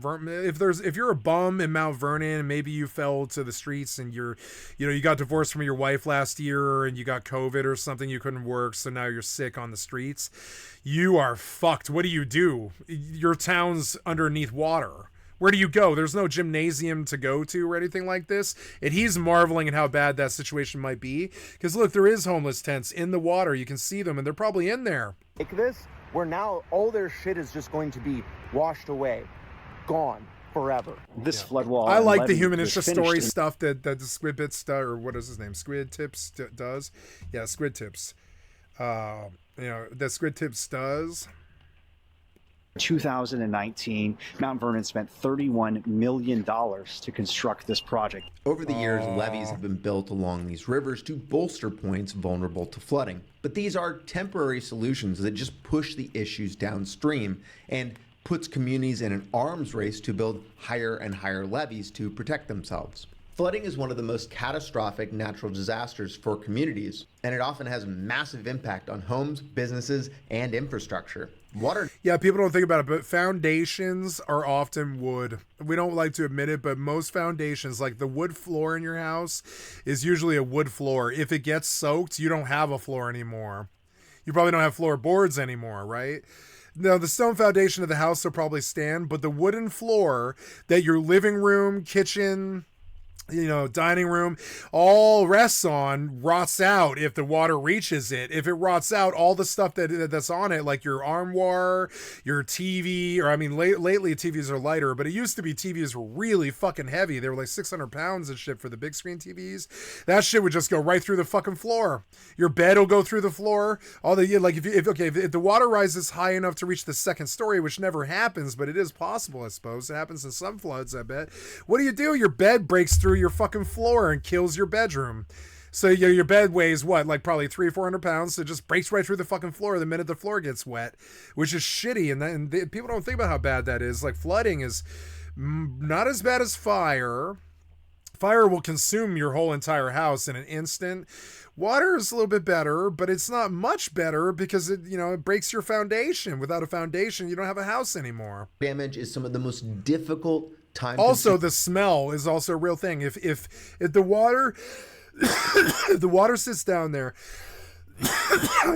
excuse me, I inhaled a blackberry seed wrong. Excuse me.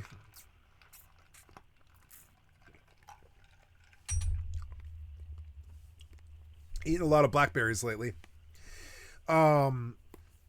My best friend used to do fire water restoration with a cousin of his when he was a young teenager. And I used to go with them on runs to do fire water restoration. I've seen some flooded out basements in my life. I'm one of those people who's actually seen it. It's actually fucking crazy. One of the things they don't talk about is if the water's there, it's probably there for days unless you call fire water restoration company and drop 10 grand on getting that water sub pumped out or whatever. That's what fire water restoration companies are. They come in and they sub pump out the water, or they start chopping at the burnt out wreckage, right? And trying to get you in there so you can renovate or whatever. And they're good. And I used to work for not work for, but I was like a part-timer for a fire water restoration company when I was a teenager. And I've seen what water does to a basement because I've seen it before enough. I've seen it 4 or 5 times. It rots for 2 or 3 days until you can actually get somebody out there who isn't booked by everybody else in the city who wants a fire water restoration person. So usually the water sits in your fucking basement for at least 3 days. If it does that, it's going to stink.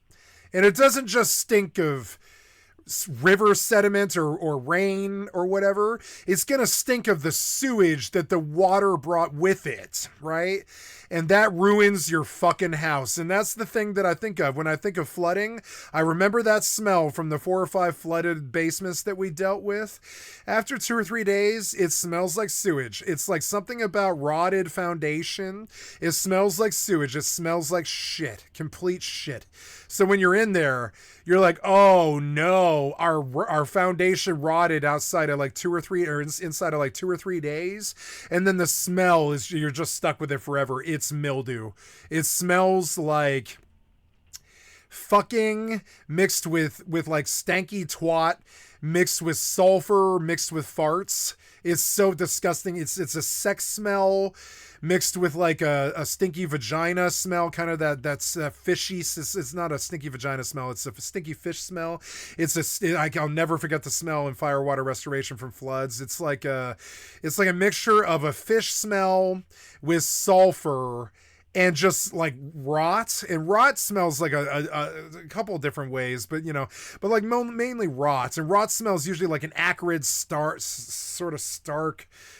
of acrid stench. It's like kind of like acidic smell. It's like sort of sharp. And yeah, and the rot is sharp, but mold is dull. So you get this terrible, like dull sort of sulfur stink in the background. That's kind of like an under stink. And then you have this sharp, acrid rot from the walls or the floor or whatever, the particle of the walls or the floor. And rot mixed with sulfur and stinky water and shit. After 3 days, you might as well burn the goddamn house down. You're never going to get that smell out of that house. They're going to have to bleach the floorboards, bleach the walls, bleach the ceilings. They're going to have to kill every last bit of the mold and the fucking mildew in the house. They're going to have to dry out the water, which sometimes you can't even do if the house is really big. It's just this huge pit of water. What are you going to do? You're going to pump it all out? Sure, but I I mean, it's still, you know, it's still like a big 30-foot square or whatever full of water. So the water's gone now, but the rot in the floor are warped. The floor warps, the ceiling warps, the moisture warps the walls, and the walls bend.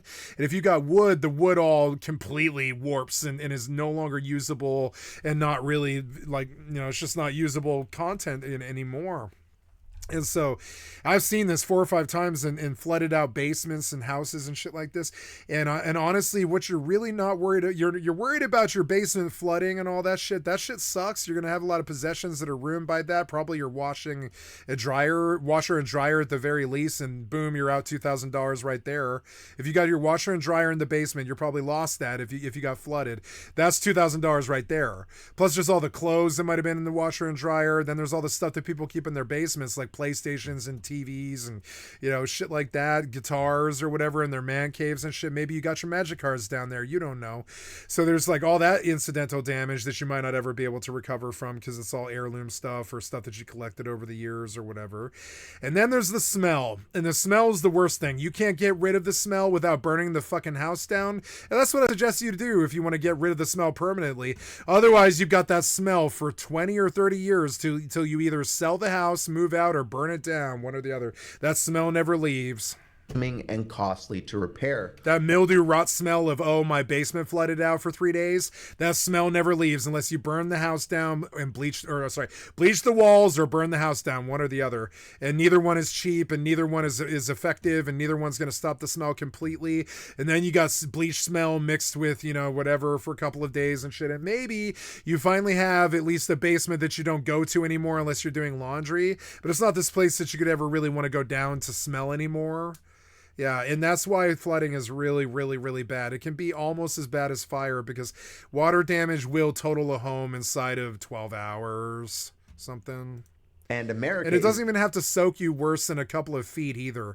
It might only be the bottom of the house. But I mean, the bottom of the house is what the rest of the house stands on. If it gets soaked through and collapses, the whole house comes down. Getting less and less effective. Which is what happens in Mississippi floods. You'll see it in Mississippi floods all the time. The whole house will come down. If it's like a 3 or 4 story house and the flood comes up to 10 or 15 feet, the second and third story of the house just take out the whole house. It just collapses. Effective at managing the risk. Roughly 5 to 10%. That happened in Katrina quite a lot. That's, you know, that's what they talk about when they say the hurricane took their Louisiana home.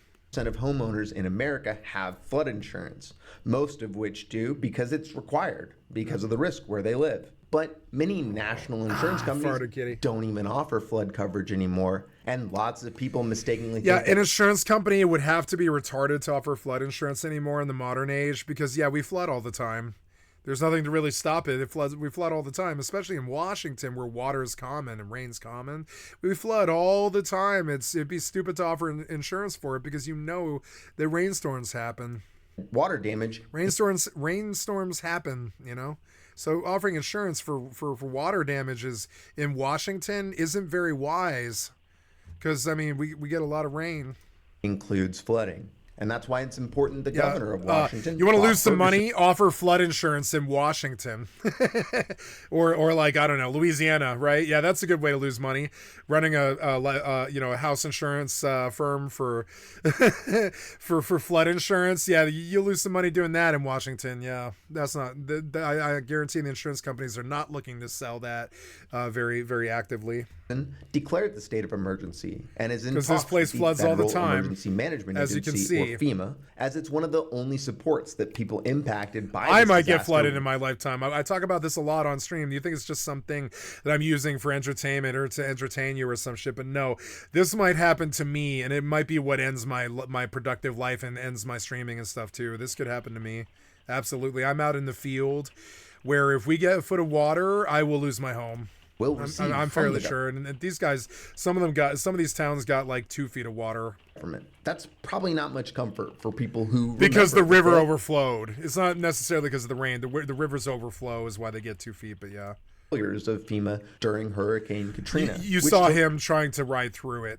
totaled $161 billion in damage and displaced over 1 million people in one of the largest mass migration events this country has ever seen. FEMA today is in an even worse position as the Trump administration has been working to completely dismantle the organization. So this may be one of the last major disasters it has any real capability of assisting with before it's gutted or eliminated. That's what riding through these smaller communities just outside of Seattle reminded me of. That these events. I love that he's putting the leftist bent on it, which is populism and human interest stories. Nobody represents the interests of these people who got their homes lost today. Permanently. He's almost the only one in the world doing it. Nobody gives a shit, not the politicians. The people themselves care, and the townships care, and the communities care, and the people who suffer from it care. But the people outside the state do not care. They don't care about this. Reshape our communities, as many people are never. It's because it's all those trillions of dollars that Elon has. All that money needed to go to fix stuff like this, but instead it pads some rich person's bank account. Able to rebuild what they had and can only restart. Money is not for hoarding like Smaug, excuse me. Money is not for hoarding like Smaug. Money is for solving problems. If you don't have a problem to solve, you're not looking correctly. If you don't have a problem to solve with all of your money, you're not looking hard enough, motherfucker. There's enough problems in the fucking world. Money is not this thing that you stack up to wait for a fucking rainy day. Money is this thing that you go to spend after the rainy day floods a house. It's not this thing that you stack up in your fucking, in your bank. Somewhere else. I'm surprised but relieved that so far the Trump administration has passed on the opportunity. Everybody in the human race seems to be okay with just letting everybody else fend for themselves. That attitude has to end. Punish another. This does affect all of Washington and all of the country, and just like Louisiana and Katrina did, just like Lahaina and fucking Paradise burning, like that stuff affects the entire goddamn country. And this massive role of income and FEMA and aid and support and first responders and shit should roll through here like a crisis response, like revolution. And we should pride ourselves on this, but instead Elon Musk gets to stick trillions of dollars in his fucking bank account for stealing with SpaceX or governmental fucking contracts and shit like this. Now, I'm not saying Elon's part of this. I'm saying that, yeah, 1/2000th of that 2 trillion, like 1/2000th of half of his money could solve this entire flood crisis, but they don't do that. State by withholding. They're going to tell you, oh, if I do that, it becomes expected. Yeah, we're going to expect you to solve problems if you have Superman money. I'm sorry, not Superman. What's that other douchebag? If you have Iron Man money, we're going to expect you to solve problems. If you got Bruce Wayne money, we expect you to solve problems, asshole, not make them. Conditioning federal aid. That's my main You made problems with Doge, you fucking asshole. Fuck you. Because the pretext that the federal government is for everybody in this country has been totally dropped at this point. As an example, I don't know why Elon comes up. It's just like, I know he's got $3 trillion. So I think about how 1/2000th of that could cure all of the problems for the state of Washington probably for like 1,000 years. It's fucking stupid. It's just not a way to run a railroad. It's not a good way to do things. And it's not that I'm proposing that we take his money necessarily. I want him to give it to us willingly in exchange for his dignity back. No person with dignity could ever stockpile that sheer godless amount of money while other people on the planet suffer. That is an active bad actor trying to make the mankind a worse place to live. This dynamic impacts elected officials and communities' response in these emergencies in big and small ways. When Governor Ferguson activated the National Guard, he followed up with a clarification that they were only there to support emergency relief efforts, not ICE. At some point, every state is going to need to call for an emergency. It is inevitable and unpredictable. Acts of God. Which is why it is cruel to take the opportunity to punish any state or dismantle FEMA. It's cruel to draw the short to the public, not just lower and middle class. It's cruel to the rich people even too. It's cruel to steal so much money that we don't have emergency excuse me, that we don't have emergency relief. Short straw. Now, Washington has help, and it's one of the bluest states in the union. a state fighting Trump in the courts to maintain birthright citizenship. And so far, they are doing things by the book. I put so much ginger powder in this, it's literally spicy, and it's making my throat like irritable. Which seems weird, but I'll take it. Speaking of which, during this statewide crisis, ICE is still roaming our communities here in Washington, now abducting people out of their cars and leaving them in the middle of the street. ICE appears to be using new tactics near the Seattle area. What you're seeing on your screen below is the end result of a vehicle that was on its way to work this morning, driven by a young man who apparently, while going southbound onto I-5 from 320th, was boxed in. They then come up, break the windows, take the person to custody, and leave the vehicle behind. They bipped him and bapped him. Jesus This is now at least the third instance that I know of in recent weeks where they're doing this, and then... Fuck guys! They don't call even the local authorities to say, hey, there's a vehicle out here. One of the reasons I bought this BMW F800 GS is because I wanted something better suited for bad weather and off-road conditions. Also, I got a great deal for it. It was only $7,100. I love That's a good deal. It as my end of the world bike. Oh, I don't know. 7,100, yeah. Ride as infrastructure and society crumbles. Yeah, you need a dirt bike. If the infrastructure crumbles, you need a dirt bike, not a motorcycle. A major advantage of bikes over cars is that their size allows you to use them basically anywhere you can walk. Yep. When I'm exploring a back road, trail, or bike path that is shared or designed for pedestrians and bicycles, and I run across some of those, I make sure that I slow down and move out of the way if I can. I am exceedingly cautious and courteous. In a world where e-bikes and scooters that go 20 plus miles an hour are omnipresent in these areas, I think it is pretty asinine to freak out about seeing a motorcycle there, but I'm sure I enraged some people. But pretty much everyone I saw or talked to this day seemed more... I don't care what they think. ...intrigued by watching a guy on a motorcycle survey the area.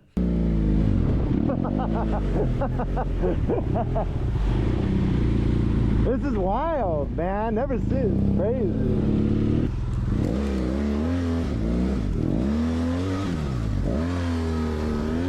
I love motorcycles. Wow. I smell gasoline. Oh, they're trying to pump it out. I stumbled onto a Chevron whose fuel had contaminated the floodwaters, and I was able to smell the stench of gasoline from over a quarter mile away.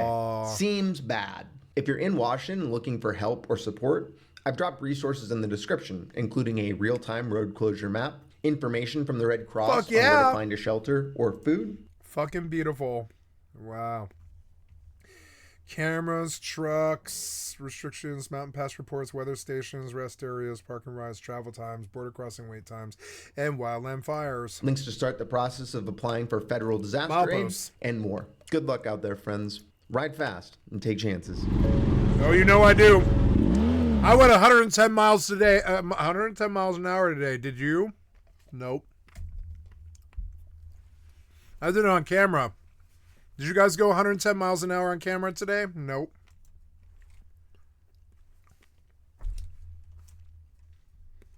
Woo.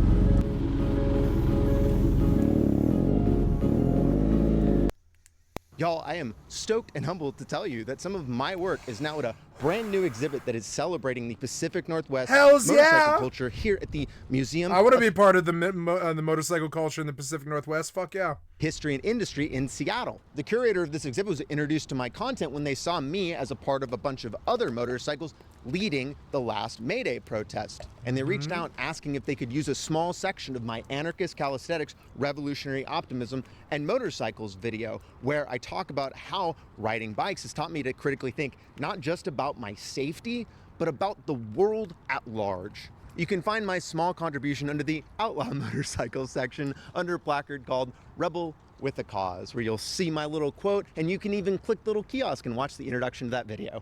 I'm going to tell you how riding motorcycles has helped me develop a resilience to fear and a spirit of resistance. Yep, that's what motorcycles do. I feel no fear. In the face of oppressive authority. I don't care. Yep, I don't care. I don't care what some piece of shit says about the way things need to be.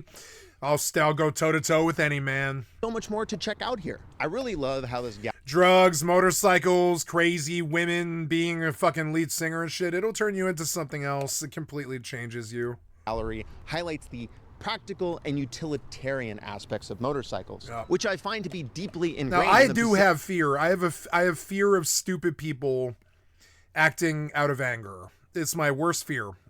Stupid people acting out of anger for no reason. Well, or not, well, yeah, for no reason, yeah. Pacific Northwest rider culture that is filled with people who do not hang up their helmets in the winter.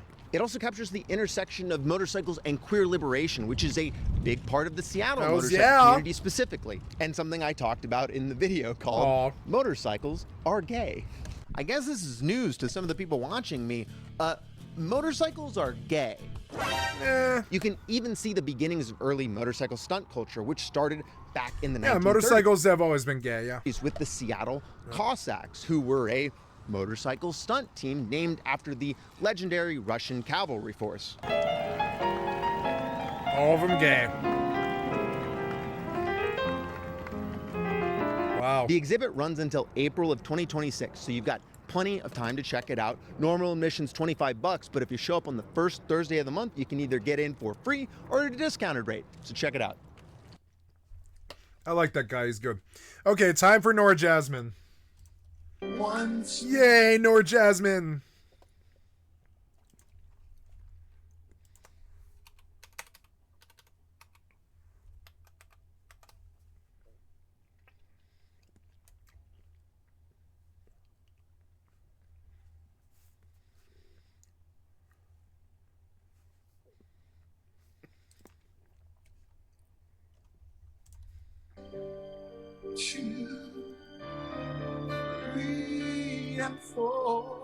A small local religious group now at the center of a tangled web of investigations, from a child's death years ago to recent arrests, disappearances, and a possible homicide case. The group is led by prophetess Catherine Martin and her husband, Pastor Music.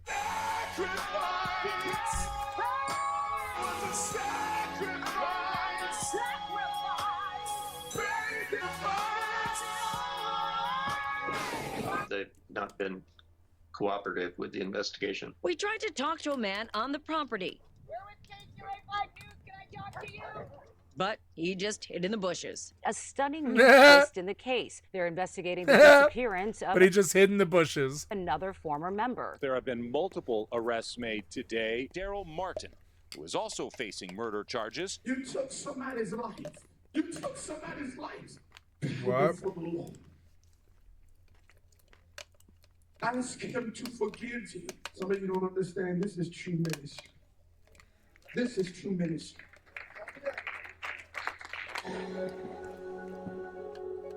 He doesn't seem like that good of a fucking minister.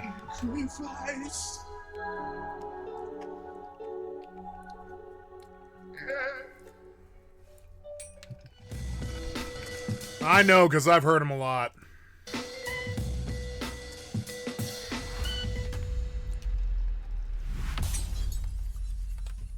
Today, I want to talk about His Way Spirit-led assemblies. Now, this is officially a church. However, you know, many people describe it as a cult. And the thing about it is, this would actually be hilarious if it wasn't for the tragedy. And there is a lot of tragedy. They're basically this church that is run by this couple, a married couple. The husband is Daryl Music Martin, aka Pastor Music. And according to this YouTube comment I found on their channel, they say that Daryl always wanted to be a star. He is a big part of like the music at the church. He preaches and he does a lot of like, they have music videos. Hi. At the age of 8, I was faced with a decision. Would it be heaven or hell? I know this sounds a bit religious. I love running my game, but all the plaguing inside. Got one foot in hell with eternity to face. How will I get into heaven if I reject his grace? And these sort of like, what would you call it? Like interpretive dance performances.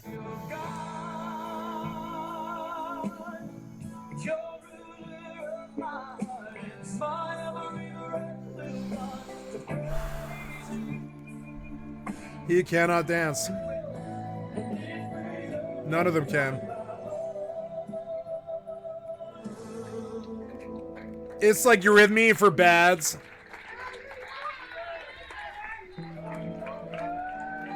I hate Eurythmy.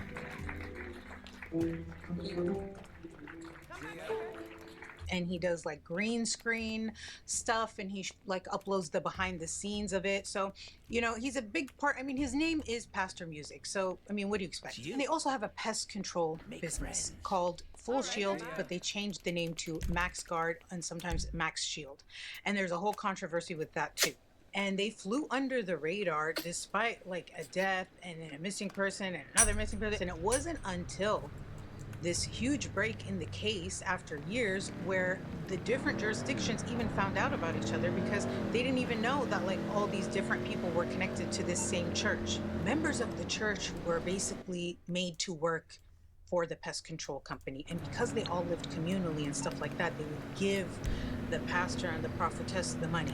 And they were so controlling with everything, and everything was so rigid that most of them did not really see the money that they were making. It went to the pastor and his production, because he's always has some kind of production and music video and green screen, all this kind of stuff that he's doing. Pastor Music, as artistic and as spiritual as he may seem, he's actually described as pretty hardcore in terms of the loyalty that he expects. Like, he doesn't mess around when it comes to that. It's like you're in or you're out, and if you're out, good luck, because they don't like it when you leave. They really don't like it when you leave. Pastor Music is married to his godwife, aka the prophetess, aka Catherine Martin. It sounds like the sort of names. Bailey Martin.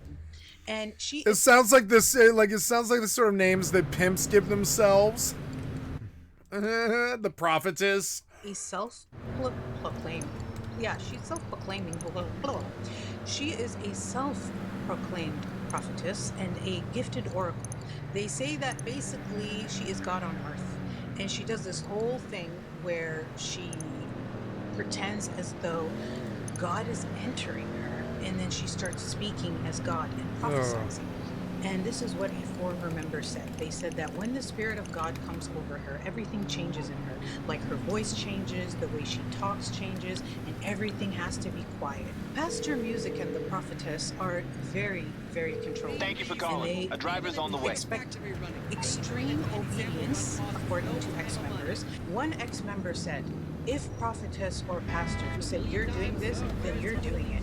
There wasn't an option. This member also said that many members lived in these large groups at the different properties throughout the IE, but that the kids all lived with the Martins, which is, you know, Pastor Music and the prophetess. Like, for whatever reason, all the kids, they had to live with them, not, you know, maybe with their families in the other homes, which is weird.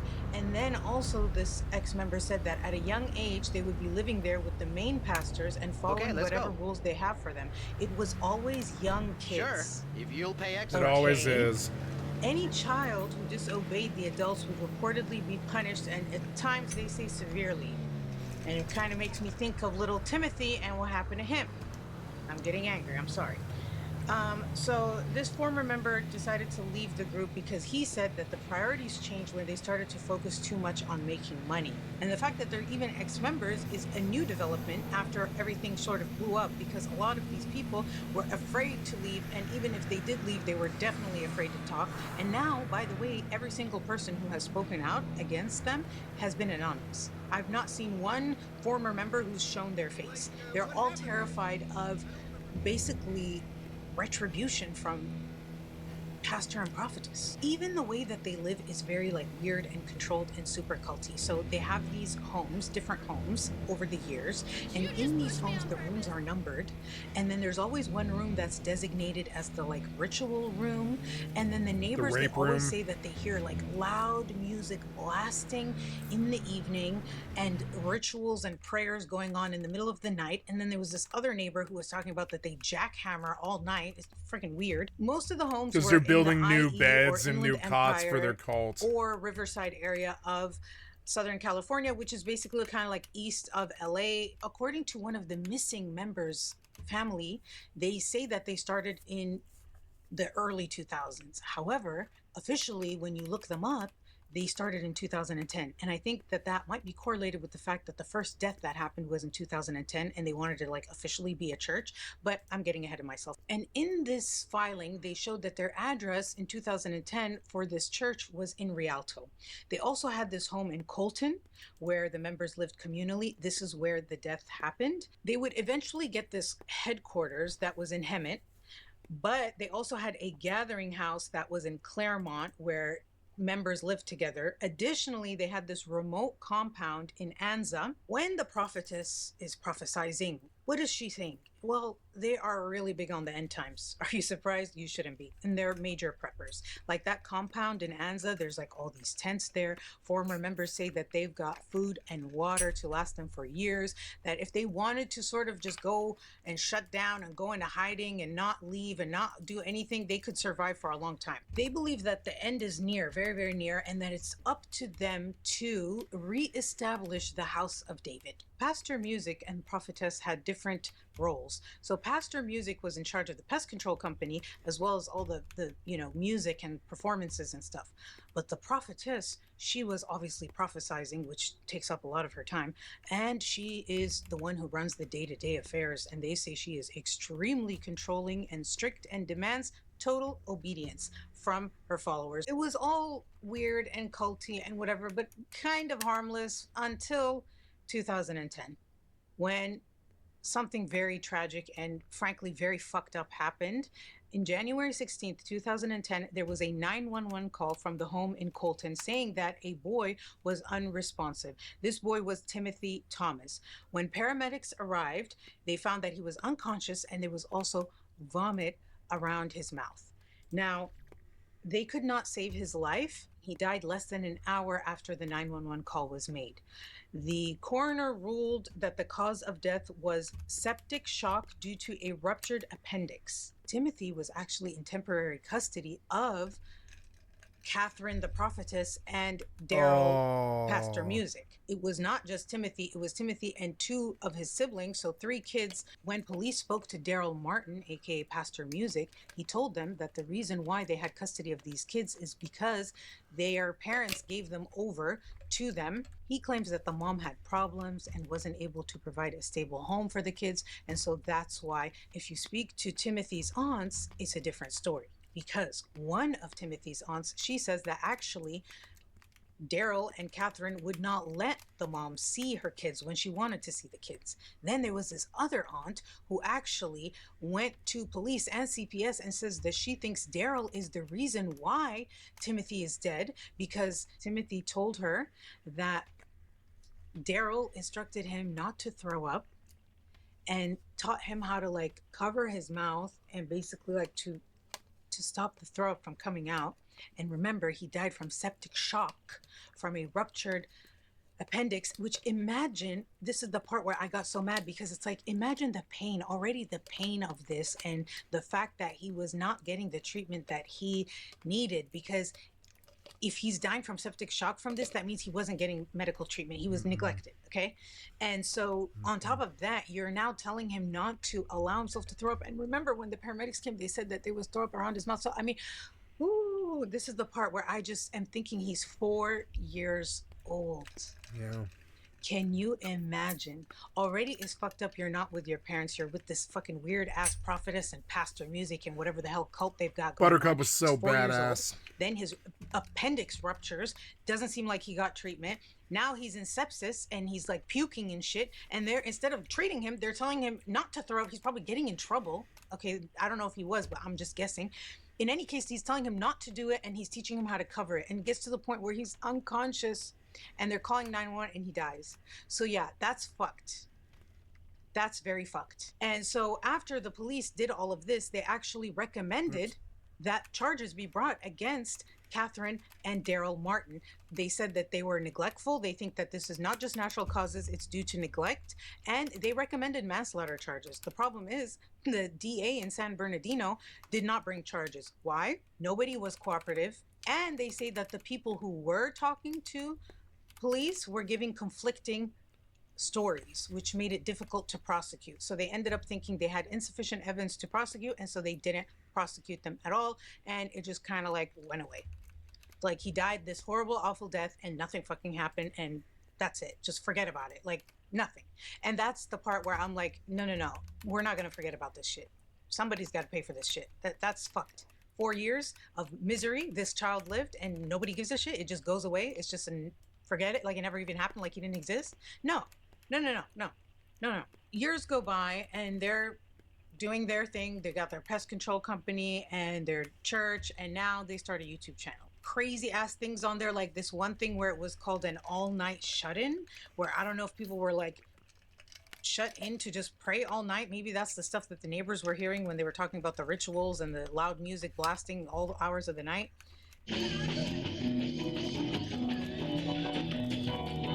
They're just partying. Is there liquor? They look drunk.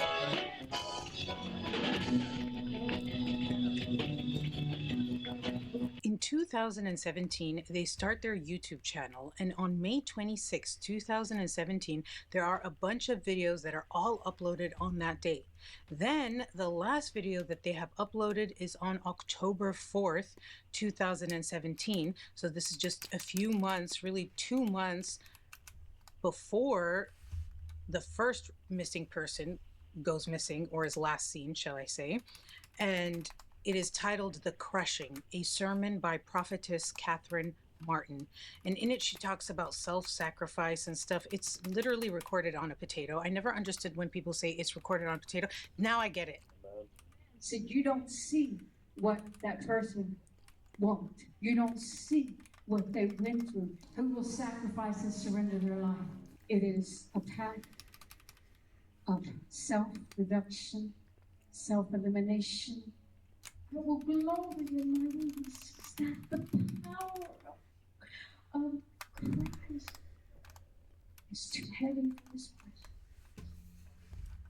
I'm too weak to carry. 2 months after this video was uploaded, a member of their church goes missing, and his name is Ruben Moreno. And Ruben was last seen in December of 2017, and one of his brothers, okay, this brother is called Charlie. He talked about when he visited Ruben, he was at one of the church's homes where they lived together. There were other members who also lived at this home. Now, Ruben Moreno has two brothers, Rudy and Charlie. Rudy is going to factor in later when they do the raids because he gets arrested. But Charlie is not I love you, kitty. part of this group. So Ruben and Rudy are. Okay, Charlie is not a part, but he did go there to visit and they were trying to get him to join. And this is what he had to say. He said that during his visit, he, quote, immediately sensed something odd when the prophetess started preaching at the pulpit. He says, what really threw me off was she claimed to be a prophet, so I was out of there. Charlie says that when he told Ruben that he didn't want to join, they basically shunned him and he lost contact with his brothers. Unfortunately, because they lost contact, they didn't realize that Ruben was really last seen at that home. They didn't realize he was missing until 2 years later in 2019. That's when Ruben was actually reported missing. But when the investigation started in 2019, they realized that nobody had seen Ruben since December 2017. Neighbors who remember seeing Ruben in the home at that time said that they didn't really interact with them because they had, quote, weird energy. One of the neighbors said that they thought they were particularly weird because they had this habit of jackhammering concrete in the middle of the night for like hours, which is actually insane, but that people like basically didn't want to interact with them or deal with them because they were so. Nah, you know what they're doing? They're like digging down below the floorboard and shit in to expand the church so they can put something down in the basement. Probably cots. When I think of a cult, I think if you're a cult, if you want to be a successful cult and gather more power and bilk them all for money, you have to provide beds. So that means like expanding in the basement probably, because otherwise you have to buy a new church, and he doesn't want to do that. He's bilking them. So he has them drill down through the fucking floor and start digging and shit like this so they can build like a whole make-to like thing full of beds down there. I guarantee it, because one of the things you can do is absolutely use your fucking perishers as... Is that the word perisher? Yeah, the perishers, your petitioners and perishers and stuff. You can use them to build like a basement dwelling. And they just walk downstairs, and there's nothing but like 36 beds down there and enough space to walk through. But suddenly you can expand your cult like another 35 members and start tithing them. If they tithe you well, then maybe you can buy a new church, and maybe the church has a bigger basement with more beds, and eventually you have like a cult with 10 or 30,000 people, and you have like an ashram and shit. It takes like, I think 10 or 15 fucking years. I wouldn't mind doing something like that. I think I even have the charisma to do it. It's insane. What I mind about it is the entire culture is completely based around fascism. If they were to use it to actually build something, it would be fine. But what can you build with 10,000 people besides essentially a commune? What can you actually do with that besides war or a commune? It requires so much food and water and meds and doctors and plumbing and toilets and beds and shit that's all like full-time work, and that's all you would really do is just make sure that all that infrastructure was there so that you could take care of more people. That's what running ashrams and shit like that is like. I've known many people who have done it before, but it's also and then we're not also, but like that's probably what he was doing. That's what I would do if I was cult leader. I would expand the basement fucking immediately, because churches are considered to be what's called hollow ground or sanctuary, which means that the government and the the local city council or mayor or government there, they don't really want to know what's in the basement of the church. Now, this is very, very valuable for several reasons. It's a tax shelter. It's just a shelter where you can probably keep like victims and cult members and shit like this. And the city is disinclined to come in there and find out what you're doing. They don't want to do that. You're a church, and they're terrified you're going to sue them for discrimination. And that's something they probably lose all the time. They're like, oh, the church sued us for discrimination, and we did kind of treat them like a cult when they were just a church. So now we lost the discrimination case, and City Hall paid out like $20 million, and now we don't have a police station anymore. They're terrified of that. And that happens. So they're very careful with the way they treat these people. And so they offer sanctuary, and they turn a blind eye, and they don't know what's in the basement, and they don't know if you're installing beds down there. They don't come and look unless they're actively in your church. And honestly, you can probably run doctrines in your recruitment to help avoid people like that, and probably prevent people from coming in and spying on you. And is it illegal for a church to provide housing for the homeless in their basement that they made by themselves? I don't think so. Actually, I think we kind of built this country around the government not telling that church what to do with their time, money, or help, And so, you know, we did used to believe, you know, I don't believe I believe in the separation of church and state, but in that same fucking like dogged belief in that, I also will defend the church till the, you know, to my dying breath for its right to remain like this entity that is not interfered with in general by the government. I actually don't mind that churches aren't interfered with by the government, though I don't think it's always used in the correct way. Some of these cults abuse it, like David Koresh, he abused it. But, you know, yeah. And so, yeah, it's like, you know, so if I were to guess what those grinding sounds are, is he's illegally expanding his basement probably at night when they don't come in and bust him for violating codes and stuff like this. And it's not only probably to put more beds for more cult members down there, for more people to bilk, but he's also probably running something on the side, like a Bitcoin hustle, or perhaps he's buying wine or something like that. And he wants some secret place that his parishioners built for him that he can hide something, because he's a criminal.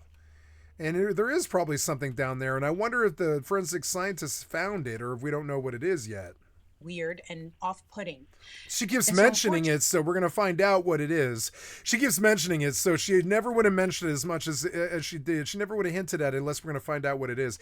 But it's going to be something horrible. It's going to be like an expansion of their cult grounds, that like without the knowledge of the city hall. No zoning or anything like this, and that's always dangerous because roofs collapse, basements get, you know, the floor collapses in on the basement if you dig underneath it. Stuff like the house will collapse, the church will collapse if you dig the wrong way. Churches have to be done a correct way, and if you don't follow the zoning or the laws that they want you to follow, you're liable to cause some kind of environmental collapse or some kind of problem, maybe cause an oil spill or a tank explosion or something like that. They're very nervous about that sort of thing, so they really don't want you fucking just drilling out a new basement for your fucking house. They really don't want you doing that. They want you to use a contractor. They want the work to be charted. They want you to pay taxes on the work. They want the contractor to be licensed and licensed and condoned by the state to do business with you and not fuck you over or whatever. And if he fucks you over, he loses his license. And all this shit. They don't want you digging fucking extra basements in your cult church so you can house more cult members, so you can bilk them for more tithing money, you know? Fortunately, Ruben. We're gonna find out what it is, but it's not gonna be nice. It's gonna be like, it's gonna be a rape dungeon or something fucked up. That's gonna be my guess. I'm guessing it's some kind of rape dungeon involving the children. Ruben Moreno is described as approximately 5. I think that's so shitty that my mind went there, but she mentioned that there was child abuse involved here, and what the fuck else would he be doing? He's probably knocking a new basement out in the basement of the church so he can do stuff down there at night when none of the parishioners are there, like rape the children. Feet 6 inches, and that he weighs 180 pounds with black hair and brown eyes. Anyone with information on Ruben Moreno's whereabouts is asked to contact the Claremont Police Department at 909-399-5411. Now, the thing is, Ruben is not the only cult member who has gone missing. There is another cult member who went missing, Emilio. Now they're killing people. He decided to leave. Why do cults kill people? It just ruins their chances. In April of 2023, and by May 2023, he was missing. And then recently this year, they found his truck, and they're saying that there is evidence of possible homicide. Emilio was with them for over 20 years. Okay, since they started in 2000, he basically grew up in this church and lived with them. Although they didn't officially become a church until 2010, which, by the way, is the same year that Timothy died in their home. An ex-member says that it was actually Emilio who started the pest control business, and that the company grew really quickly and was earning almost $2 million a year, but that all... I ordered a cab to smoke on the water. It was so long and that I went to AFK, and now I've got to order a cab and go back to smoke on the water, and that's a problem. They need to fix that a little bit. It's not that the cab's too slow. It's that the disconnect's too money would go fast. to Pastor Music and his prophetess. And this ex-member said that Emilio was very happy that he started it because it was helping the ministry out. It was feeding the ministry and bringing in good money over to them. So even though Emilio would do $20,000 to $35,000 a month in work completions and sell stuff, according to my understanding, he told me he would get $100 a week for it. What? Damn. And he worked all the time. Neighbors remember seeing him constantly in the truck driving, and he was wearing like the whole hazmat outfit and everything. And one of the neighbors even said he seemed like a person could count on him. He seemed like he'd be a good employee. But when he left in 2023, he started his own pest control business. When Emilio left, it was supposedly for him to move back to Tennessee to reconnect with his family and stay with them. And he started his pest control business in Nashville. But then he decided to contact some of the customers that he had in California when he was working for Pastor Music. He was planning on opening a branch in California. So like essentially competing with Pastor Music's pest control company. Pastor Music didn't like that. He felt like, you know, you're stealing my clients. And so he ends up actually sending him a cease and desist letter. This was actually 17 days before Emilio was last seen, is when that cease and desist letter was sent. It is so crazy to me that he had the nerve to send him a cease and desist for starting his own business when, according to that ex-member, if that's the really cult leader, the though. case, That's how much control they have to have. They're, you don't want to know why cult leaders exist? It's when fascism completely explodes in the heart and soul of a human being, and they have to control every last person around them. Everything that they do, whatever sex they have, has to be with the cult leader. All the money that they make goes to the cult leader. It's somebody's desire to completely remove the autonomy of all the humans around them and use them like slaves. And it's very, very, very, very common. It's more common than it's uncommon, probably. You know, it's more common than it's uncommon. Yeah, it's like weird. It's like more common than you would think. It's insane. People really want like leadership so bad that they'll follow like cult leaders. That's how little amount of it that they get. They'll follow cult leaders. They don't care. They want leadership. They're not getting it from Americans or government or anything like that. They're not getting it from him. They're not getting it, but they'll crawl into the fucking desert. They're so desperate to drink the waters of fucking like leadership and shit that they'll crawl into the desert and drink the sand. That's a quote from the American President that I learned when I was like 7 years old. That's an old movie with Michael Douglas and shit and Annette Bening, I think. And it's a really good movie called The American President, although it is just a crappy rom-com. But it you know, it was really good. Or I said, did I get the actor right? I can't remember who that is. Maybe I got the actor wrong. But anyways, he has this wonderful quote where he's like, the American people are so desperate for leadership in a time where they didn't get it, that they'll literally crawl out into the fucking desert with their last fucking breath and drink the sand.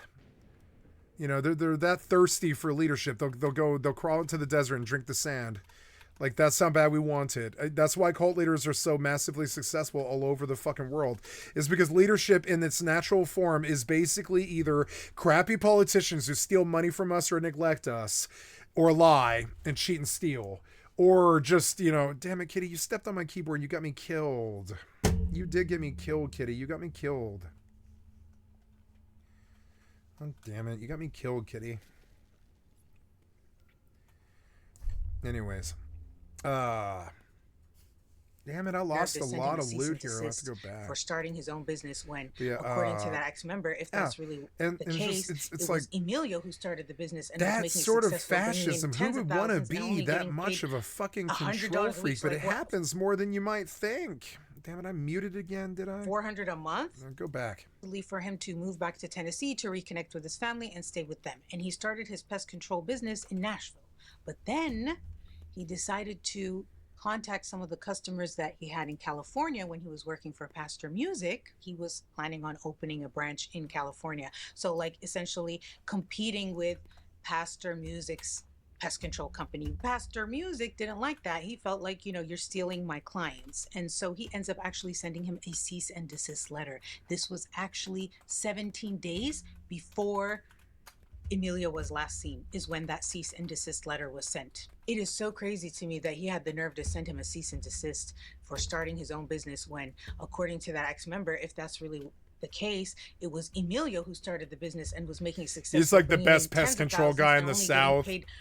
$100 like this guy is literally like the best pest control guy in the South if he's making like $30,000 a month on pest control, which is insane. He was so good at it that he started like enlisting other people into his pest control empire and started building a pest control business. But the problem was the pest control business was all going to the cult leader.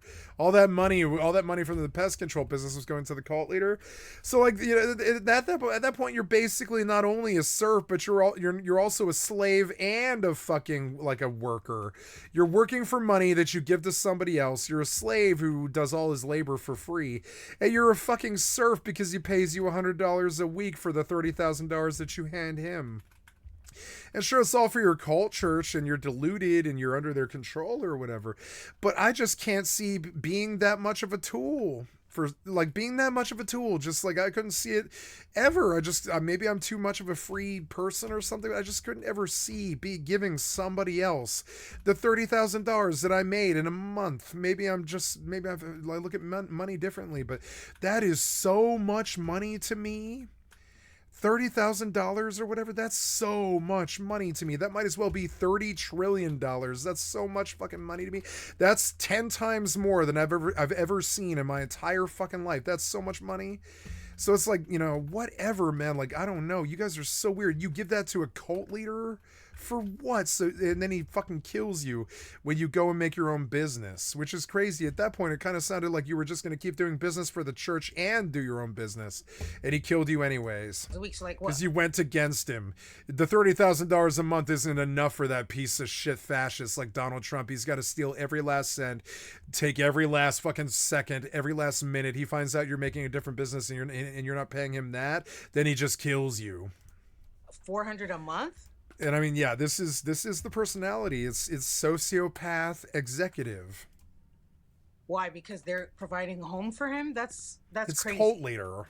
He's probably in that truck driving around, working all day, not even enjoying the damn home. Donald Trump is a cult leader. He was last seen on May 25th, 2023 at a Starbucks in Redlands. Well, the day that Emilio went missing, he came to California. First, he rented this truck, a Nissan Frontier white truck, in Las Vegas, and he got an Airbnb in Moreno Valley in California. From there, he went to meet a former member at a Starbucks in Redlands. Emilio tells this ex-member, hey, by the way, I'm also planning on meeting with this other member who is described as a hardcore high-ranking member, and that this member told Emilio that he was thinking about leaving the church as well, or cult, whatever.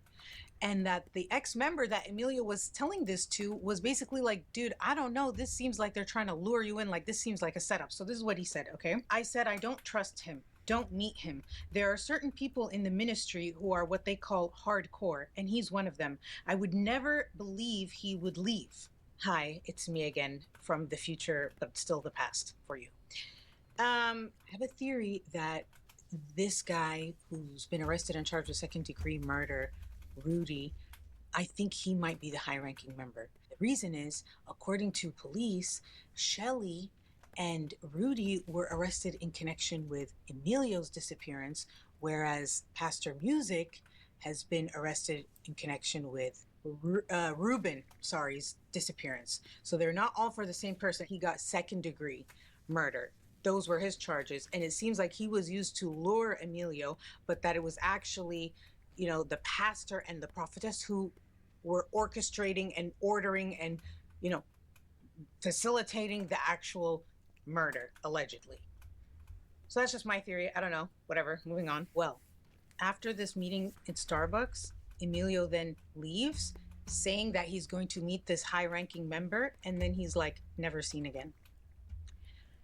The last thing they have is this surveillance footage of Emilio's truck in this area called Grand Terrace, California, which is near Colton, which is, remember, they used to have a home in Colton, so it's all in that area. You know, it's weird. There was a period in this country for about 25 years until I would say about 2005. I don't know why, but it just sort of suddenly died out. The fear of it died out anyways.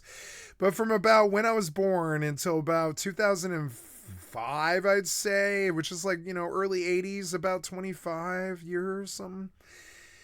Cults were genuinely feared in this country. The kind of way that we fear Nazis or the boogeyman or like Y2K or the way that like QAnon fears like the child sex cabal and all this, like we did fear cults. A lot of our movies and television and video game stories were based around some crazy cult moves into town and starts doing blood sacrifice and shit or that kind of thing. A lot of our television's like that, and there's a lot of witchcraft stories and stuff that come out of cult stuff and lots of X-Files stuff that happens. And yeah, this country for a little while there, it seemed to be that maybe cults were just going to start springing up and becoming like 3 to 5 or 10,000 strong really, really quick inside of like 20 years and shit like this, like maybe inside of one generation or whatever. And then suddenly within like basically one generation, they own the entire town that they live in. And they run all the fucking businesses, and they like own the streets that they drive on, and they make their rules, and the police report to them and all this. And it's crazy. And for a while there, it was happening in every city, and it was like, and it was taking over states, and sometimes the politicians would get involved, like the Bhagwan and story of Wild Wild Country and on Netflix and all that.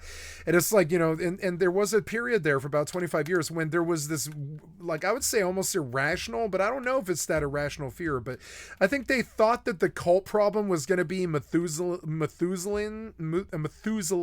or whatever you want to call it, Methuselan in proportion. They're scared it's going to go viral essentially, and that it becomes like they were scared for 30 years. And I know, because I listened to television tell me this for like 30 years and shit, that it was getting worse, that more and more cults were happening, and that like more and more crazy internet Heaven's Gate cults were like doing crazy ritual murders and suicides and stuff like this, and that it was happening more than we cared to admit.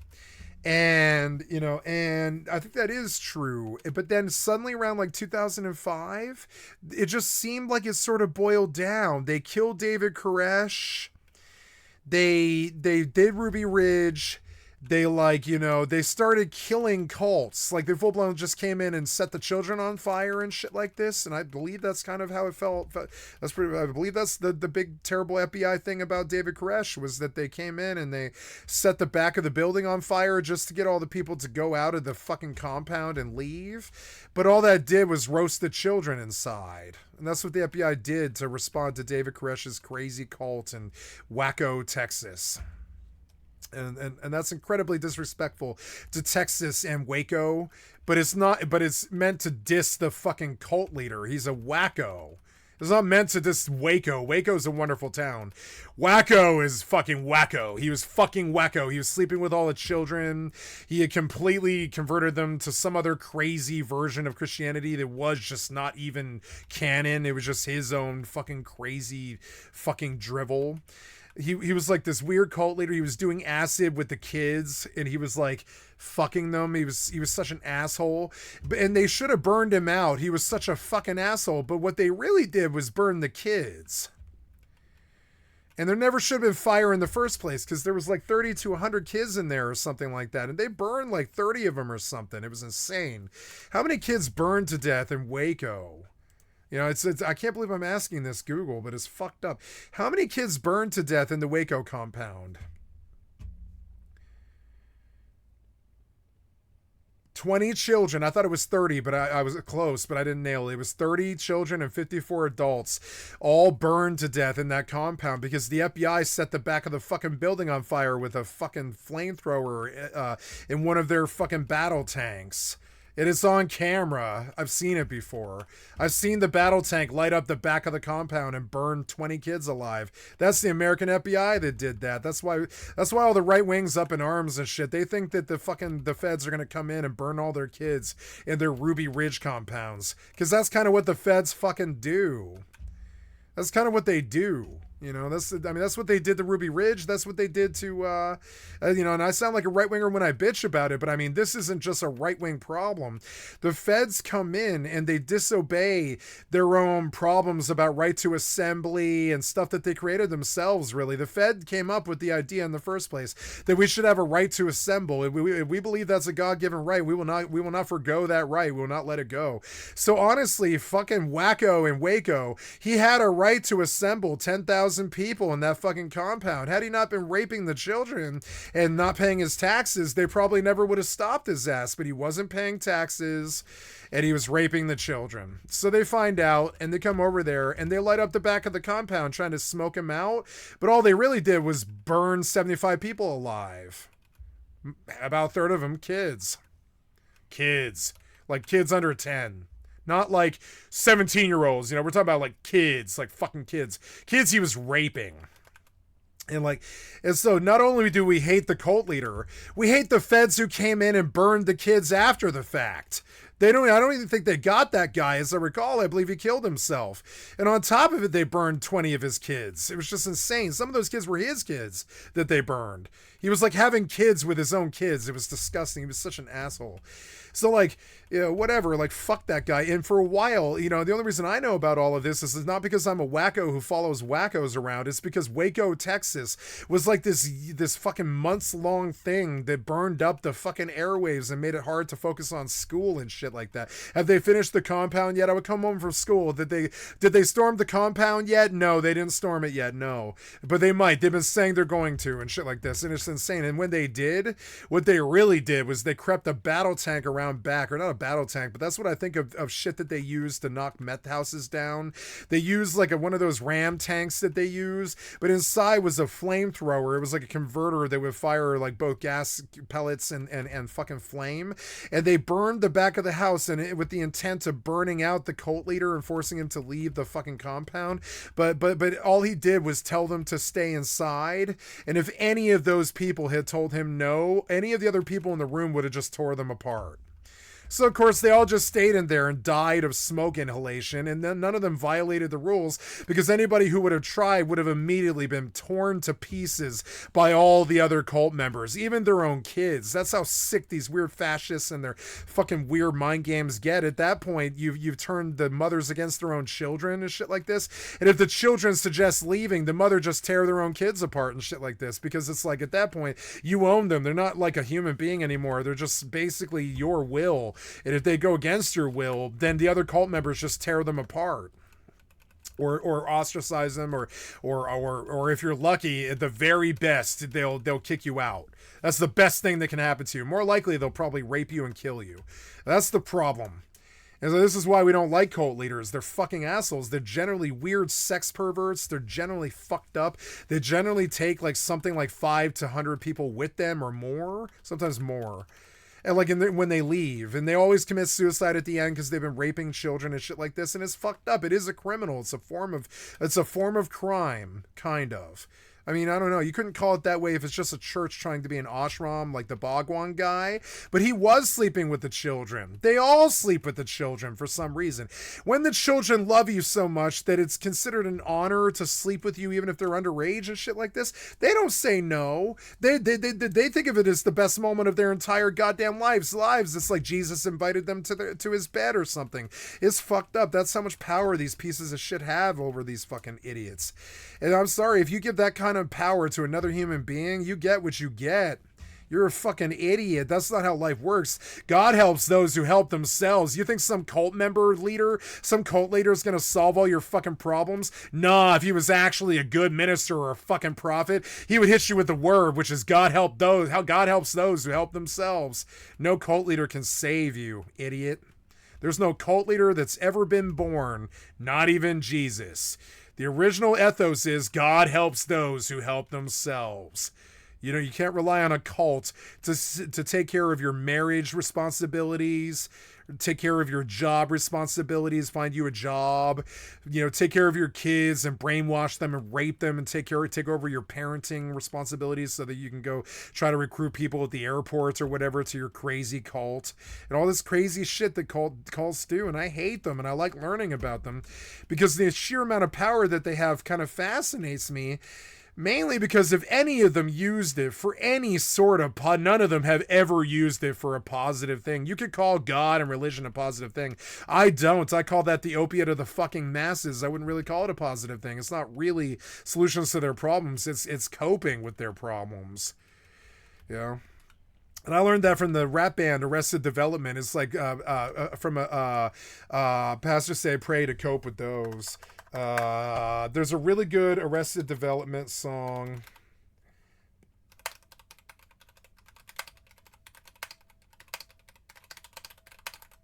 I love this song because this is how I view Christianity. It's not a bad thing, Christianity, but it's got problems, right?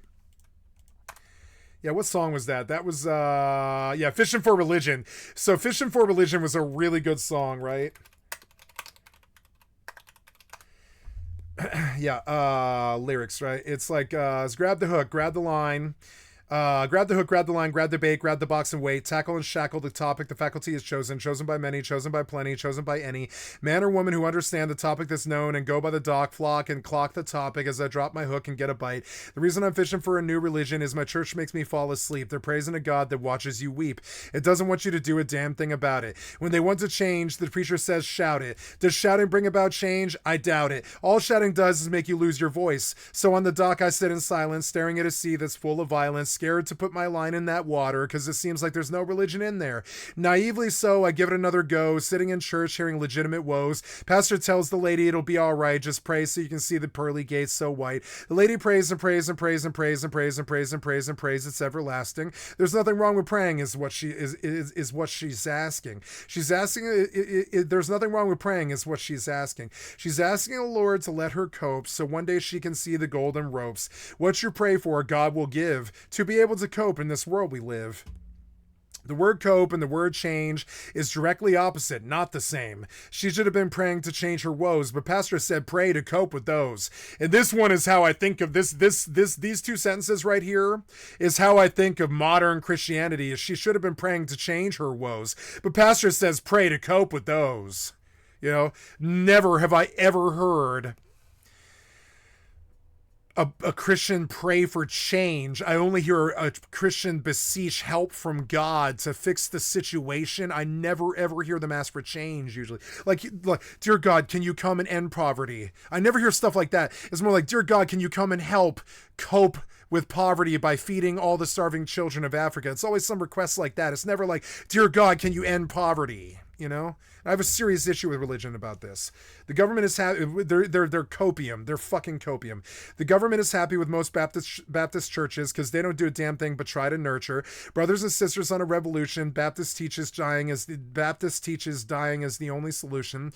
Passiveness causes others to pass us by. I throw my line till I've made my decision. Until then, I'm still fishing for religion. Right. And I love this song. It was a really good rap song. I love Arrested Development. They're like the first, like really the truly first punker rap band that had the message in a real strong way in every single fucking song beyond like the Zulu Nation and, you know, Beats, Rhyme and Life. Who's that? That's, you know, I can't think of their fucking name right now.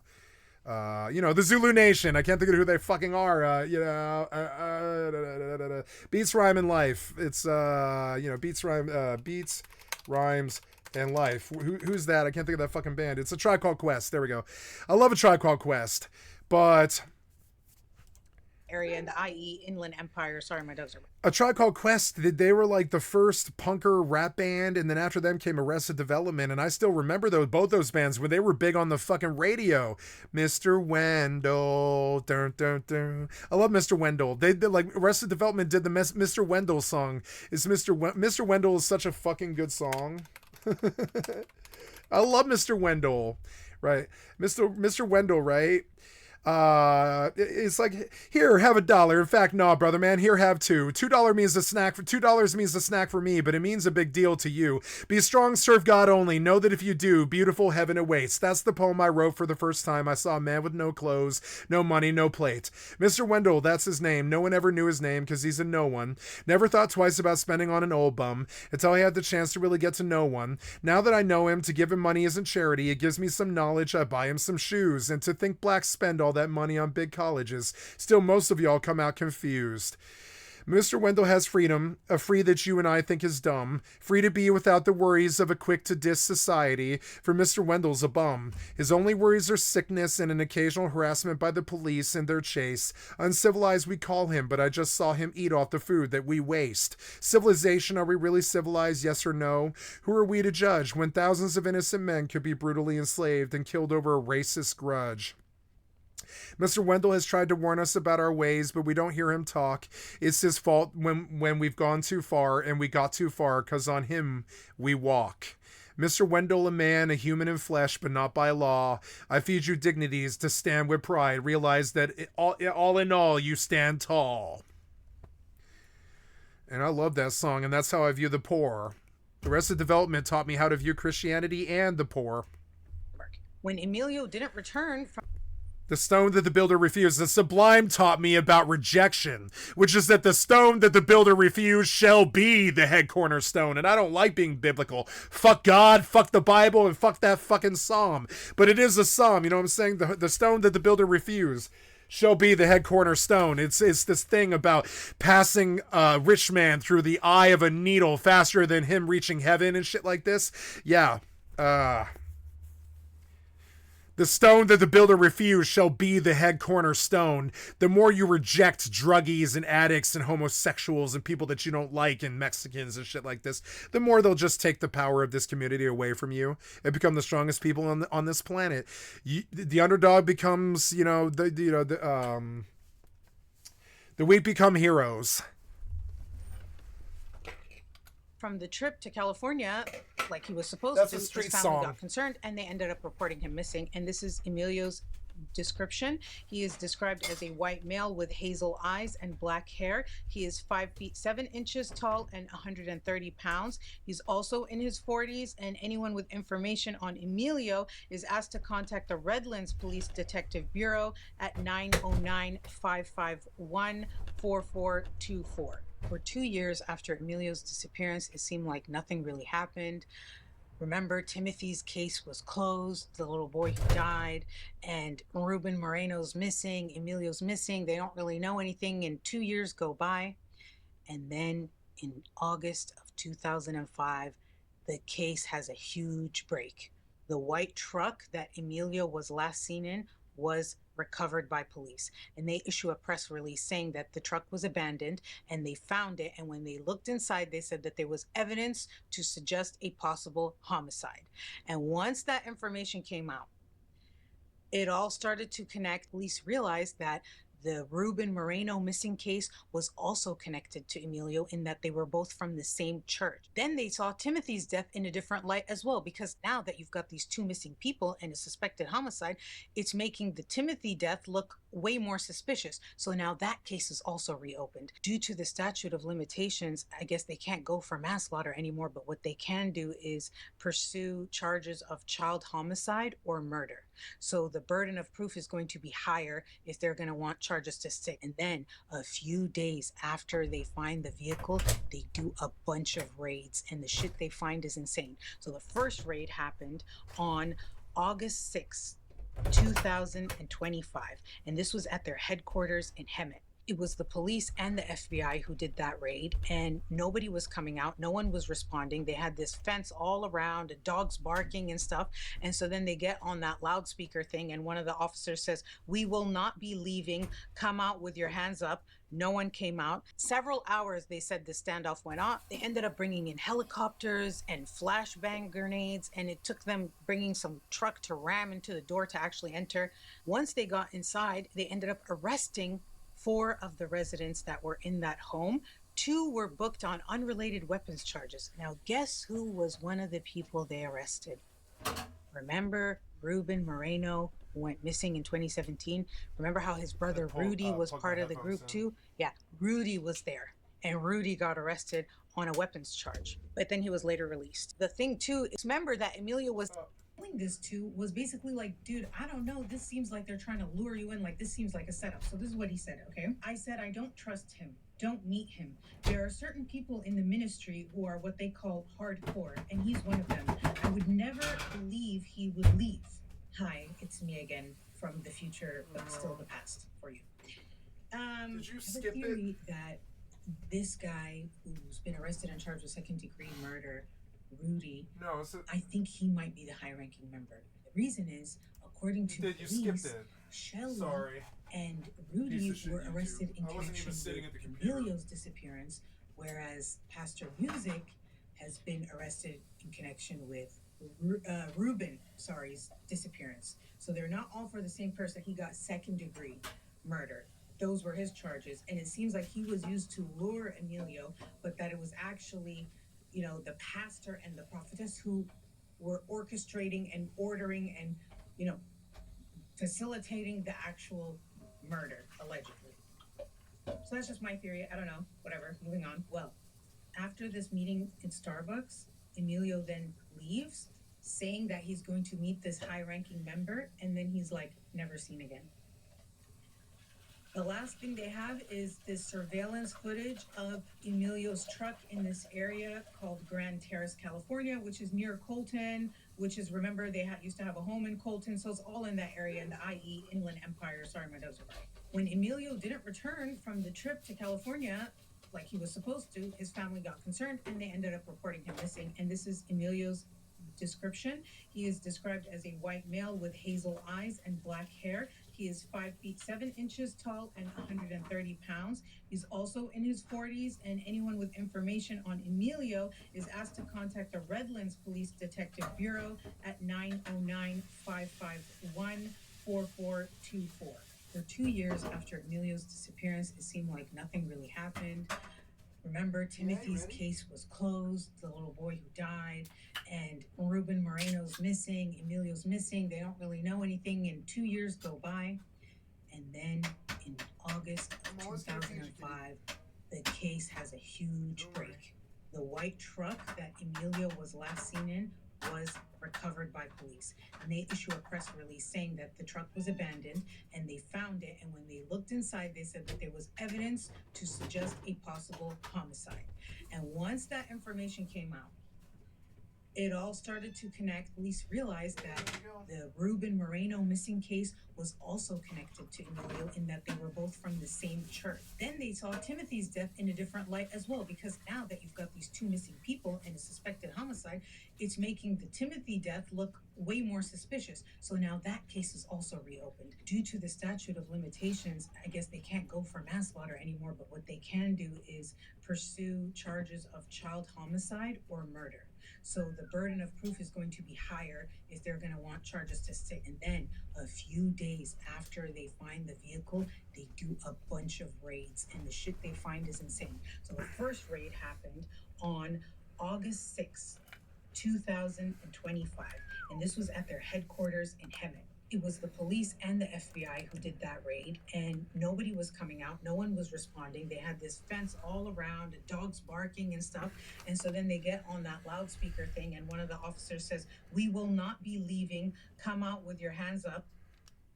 Several hours, they said, the standoff went on. They ended up bringing in helicopters and flashbang grenades, and it took them bringing some truck to ram into the door to actually enter. That's what they always do. Yeah, they storm the cult, and they kill kids, and they terrify like the cult members, when really the cult members were just doing as they were told. Inside, they ended up arresting 4 of the residents that were in that home. 2 were booked on unrelated weapons charges. Now, guess who was one of the people they arrested? Remember Ruben Moreno, who went missing in 2017? Remember how his brother Rudy was part of the group too? Yeah, Rudy was there, and Rudy got arrested on a weapons charge, but then he was later released. The thing too is, remember that brother I told you about, Ruben's brother, Charlie, not Rudy, who they arrested and was there, the one who was like freaked out and left and lost contact? Well, after these raids, he was contacted by media. And he said, I want to read you the quote of what he said. "Now I know what happened to Ruben, but I'm not going to say.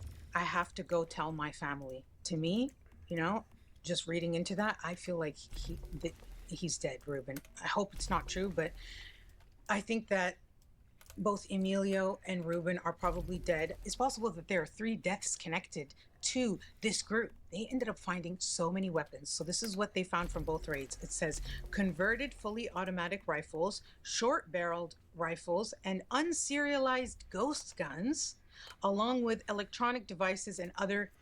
The cult leader is always like me. They have opposition authority disorder. All of them. And they can't handle the idea of the feds coming in and shutting them down. So they that's like their worst nightmare. So they stockpile all these guns and all this food and all this water and all these people, and they prepare for the doomsday when the government comes in to shut their cult down or whatever. And that leads to violence. That sort of mindset, it just leads to the cult wanting to fight the pigs.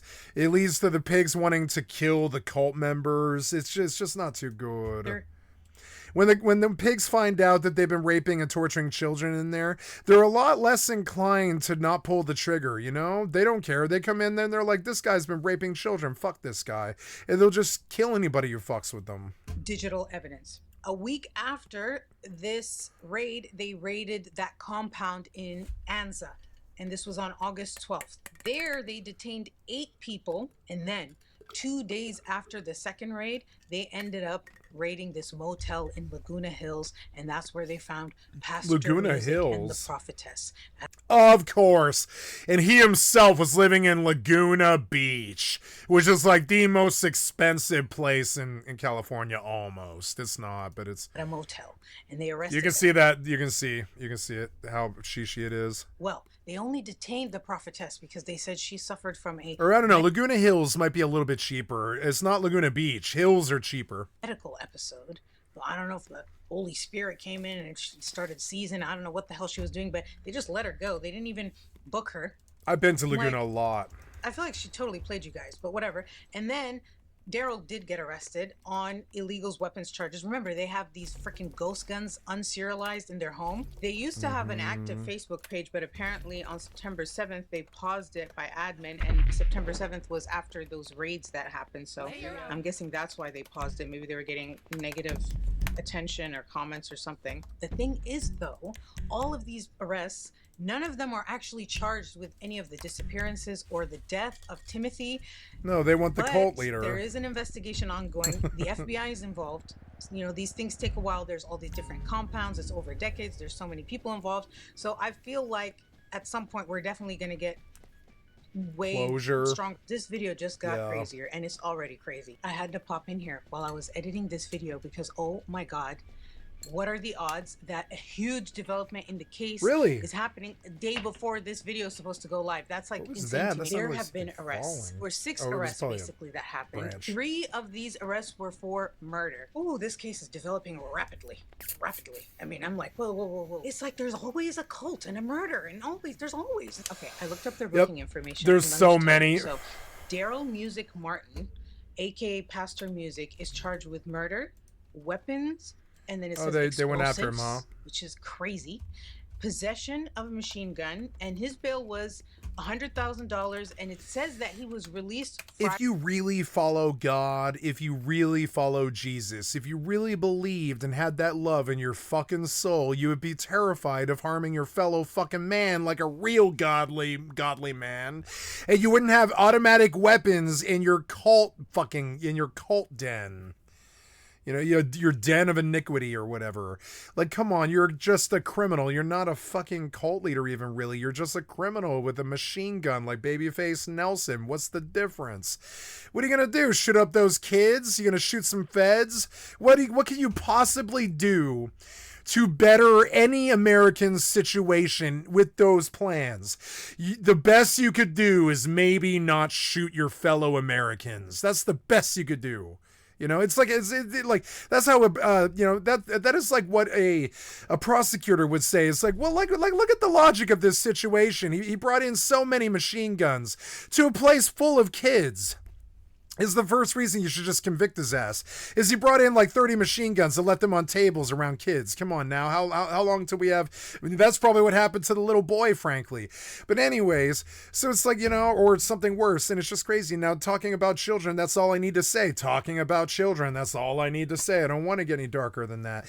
And like, and then on top of that, all that other shit, you're fixing to either shoot the pigs who come to stop you from raping the children, or you're going to shoot the cult members who resist you.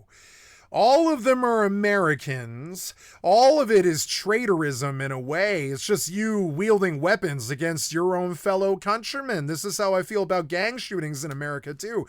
It's you, pieces of shit, killing your fucking fellow fucking Americans. You're traitors, kind of. You're wielding arms. I don't care if he tried to rob you or he took your drug corner. You are wielding arms against your fellow Americans. If you had any kind of morals or values and shit like that, it just wouldn't have crossed your mind.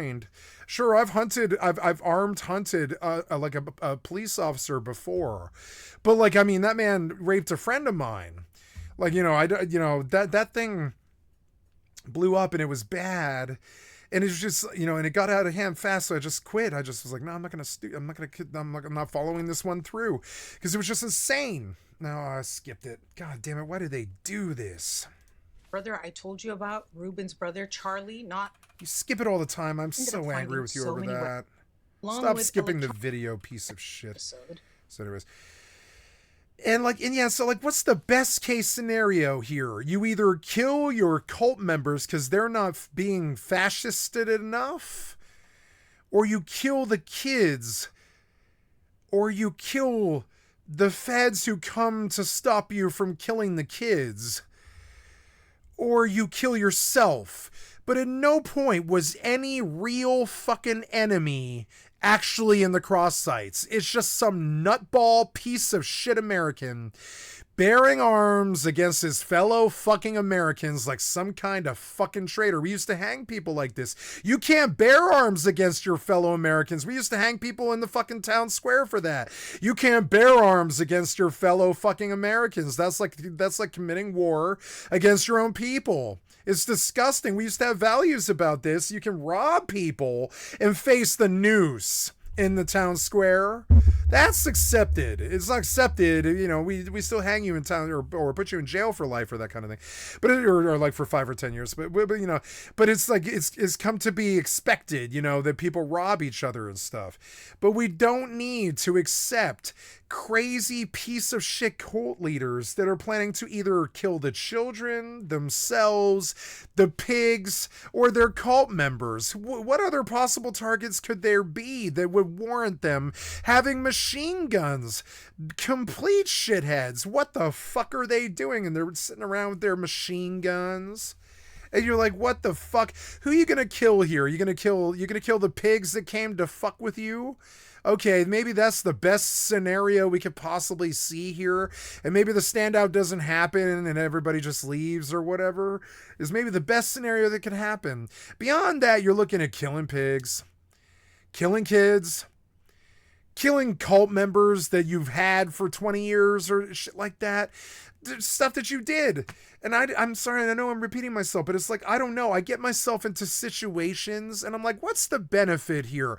What could possibly be like something I could brag to my mother about at the end of the outcome or something? What's good here? What's good about this situation here? And I've got machine guns in my fucking basement that I hollowed out in my illegal cult church. I'm not going to use those to kill, you know, pollution or Hitler or Nazis or rapists or bad men or terrorists or anything like this. Not any foreseeable actual bad actor. It's only the children, your cult members, or the pigs. Those are the three entities that are going to see your bullets, or the people in your community. Probably more likely you accidentally fire it off at a fucking pig that you think is on your property, and you spark off Ruby Ridge or whatever, and everybody dies. That's what usually happens. But if it doesn't happen like that, maybe you miss the pig that you're shooting at and you hit somebody in your fucking neighborhood. I forgot about the fifth factor, which is the worst one. It's the trouble that travels in threes. It's the problem that you can't foresee. You can foresee your cult members being a problem. You can foresee the children being a problem because you raped them. You can foresee the fucking pigs being a problem because they're coming to save the cult members and the fucking children and shit. And you're the criminal that put them all there. All of them. The pigs, the kids, the fucking... You're the criminal that put them all there. You're the causality. You're the problem. They're going to crucify you. They should shoot your ass right then and there for raping children and shit, basically, but they're not condemned. They're not executioners. They're good men with families that support our front lines and shit. You know, our first responders and cops and firemen and shit that go and save kids when some crazy cult member gets out of hand. So we like them. We don't want you shooting at them. We don't want you shooting the kids, and we don't want you giving them Kool-Aid or shit like this. What is the good side of any of it? Is it that the cult leader had power and used it to rape children? Is it that the pigs might get shot at? There's no positive in any of it. The cult leader bilks his piece of shit Scientology church for 75 or... I don't know, 7,500 years, you know, and billions and trillions of dollars get bilked in fucking tithings to a church that doesn't even have a living fucking cult leader anymore. And if it does, they're being indicted for child rape almost constantly. And so, yeah, I know I've never done the why I watch cult stuff, really, but this is it. It's like I look for something good here that possibly could have happened. And I'm sure for a few years there, when the government stays out of their face and they're all raping children and doing drugs and, you know, they're tithing each other in the ass or whatever, they're all having fun for a couple of years there. But then the heat comes down, like the normal heat comes down on piece of shit criminals who rape children and fucking steal money for, you know, and don't pay taxes and shit like this. Yeah, like the heat comes down. And then you get in a shootout with your fellow Americans. You Kool-Aid the children like Jim Jones. Maybe you're in a foreign country like Jim Jones. Maybe you're not even in the same country you started the cult in at that point, which is even worse. And then you've created an international incident.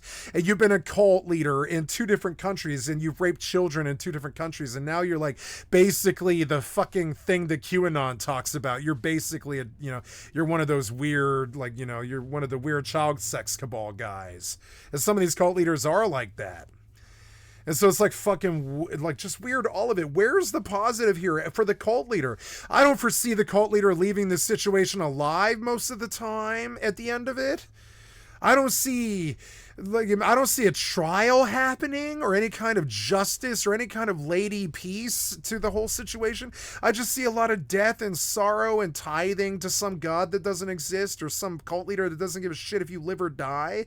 Where's the positive in any of it? Is it the community? It must be. It's like, oh, I've got my Scientology or Mormon family that always looks out for me at school. So when some bully picks on me, my 8 cousins show up and they're like, don't mess with the Mormon kid. And they're like, any other kid here is fine, but don't mess with the Mormon kid or whatever. And they back you up, right? And so then you're loyal to your cult or whatever. And that community is why they're so fucking thirsty for actual acceptance. And these are muggles we're talking about, normal human beings that I would say not very magical beings, really, or they wouldn't end up being cult members. Not very magical beings, just normal, salt of the earth, and those are good people too. No problem with muggles. I got no issue with them. Like, you know, the world needs muggles too, and it sounds like some kind of, like, you know, diss, but it's not. It's this thing. It's just this thing. Muggles are non-magical people who are just there to witness the world as it grows. It's just there, and they're there to be the bees that make the honey and stuff. They're there. They're not bad. bad and they're not good. They're just, you know, muggles. They're there to live their normal human lives. I don't know why you would live an uninteresting normal human life and be happy about it, but I'm not a muggle. I don't know, to each their own. You know, maybe some of them just dream of having that, you know, I used to dream of it, but I never had it. 3.5 kids and 2 houses and a car and a mortgage and a soccer mom and a soccer van and all that weird, shitty trad wife bullshit that I just don't believe in. Norman Rockwell lies or whatever. It's just like, I don't know. So your 50s reality at the beginning of Fallout 4, that's all a lie. It's like all a fucking lie. So like, you know, so then they go looking for fucking like commitment, family, support, and another crew that takes care of them no matter what happens to stuff. It's like they don't have family and they need family. So they make the Manson family and they kill Sharon Tate. It makes no fucking sense. It's like why did you take community and family and twist it into the Sharon Tate murders or the Kool-Aid or the fucking, you know, or like any of the weird shit or the Heaven's Gate stuff or any of that stuff, like, you know, or any of it. The Mormon Church, the LDS, the FLDS, the Warren Jeffs, it just goes on. There's so many of these shitheads. Weird gurus that just got out of hand, Maharishis that got horny and shit like this, stuff like that. And it did, you know, Bhagwans that are sleeping with the children or all the parishioners or whatever, and they've got like 50 kids that they don't take care of and shit like this. It's fucked up, man. Like, that shit's fucked up. That's the worst side of humanity. Where's the positivity in any of that except the community? I posit you this: if you're in a cult, or if you're a cult leader, or if you're ever watching something like this, or you're watching me talk about it, why would you sign away your autonomy? Even as the cult leader, you're signing away the autonomy. You become responsible for 5, 10, 20, hundreds, tens, thousands, tens of thousands, hundreds of thousands of people, maybe in case of Scientology and fucking Mormon church and shit like this. You become responsible for hundreds of thousands of people. You completely lose your autonomy. You cannot be yourself anymore. You're just some prophet to them. Where is the fucking plus side for any of the people involved? This crazy idiot moron tragedy that like straight out of like comedies and tragedies and shit like this. This idiot fucking like this idiot circle of tragedy. It's so dumb that I keep looking for a plus in it. And like, no, the cult leader does not walk away down a gold, or at least we hope they don't. I'm sure some of them do. But like most of the time, the cult leader kills themselves. I think almost all the time, they're looking to martyr themselves to the world to make some point that nobody agrees with and never cedes to them in the end anyways. Nobody ceded David Koresh's like idea that he was a prophet. Nobody ever agreed with him. Nobody ever said he was. Nobody ever agreed with him. Like if they did, we all knew they were crazy. Nobody thought that. Nobody thought Jim Jones was a prophet. Nobody thinks that shit. Nobody thought Warren Jeffs was a prophet except his own fucking idiot cult members. And I don't mean to call them idiots. It's like shaming the victims, but I mean, I'm sorry if you sign away your autonomy, even as the cult leader, to other people. That's what you get. You get sorrow, loss, death, maybe some like family rape and stuff. That's what you do. God helps those who help themselves. That's what happens. Excuse me. I don't mean so that's what you do. I mean, that's what happens. Is like bad stuff happens to you if you don't help yourself. You seem to think that the cult's going to solve all your fucking problems. Nothing solves all of your problems. Nothing out there. Money won't solve it. Nothing will solve all of your problems. You might be fat, and maybe make a lot of money, but maybe you're fat. Or maybe you're fat, but you don't have a lot of money. Or maybe you're poor, but you get laid a lot and you have an STD or whatever. It's just, there's always some fucking problem. There's always something that makes whatever your lot in life worse or whatever. Everybody's got a bad run. Everyone pretty much has a bad run. And like, even if they're rich, they aren't perfectly happy. Some of them are incredibly unhappy and rape children and shit like this, like Donald Trump and Jeffrey Epstein. And we don't know why, but we catch them doing it all the fucking time. We know why. It's because it's like some kind of rush that isn't God or controlling people. They get controlling hundreds of thousands of people sometimes, and they get bored and they start raping children or something. I don't know what it is, but it's like they go crazy and they just start pushing God's boundaries or whatever the fuck you want to call it. Try to see what the rest of the community will let them get away with, and some of them do let them get away with it willingly and never say a word. which is fucked up. They never say a word sometimes. We know that some of these guys have like 50 kids and they don't say a word. Not a single one of the family members or any of that cult will say a fucking word. They won't say a word. They're like tight-lipped and they won't say a word. Why? So that the cult leader can shoot the pigs? Why? So he can kill himself and Kool-Aid the fucking masses or whatever with his idiot fucking prophet lies about being a prophet or whatever the fuck it usually is. And it's like, nah, there's no positives here. It's just idiots out guiding other idiots around into a brick wall. Holy Spirit came in and I hate them so much. I've learned so much about them now. And I think that our government is a cult. I think our government is the worst cult that is on this planet. You know, they're like a cult now. When you look at Donald Trump, they're like following Donald Trump like a cult leader. They'll follow him into child sex. They're doing it right now. The Republican Party is following their cult leader, their death cult, as into child sex allegations. They're following him into it. It's insane. It's like watching rats go down with the sinking ship. Like Donald Trump is that sinking ship. That is, Donald Trump is gonna get them out of this problem that their country's dying. No.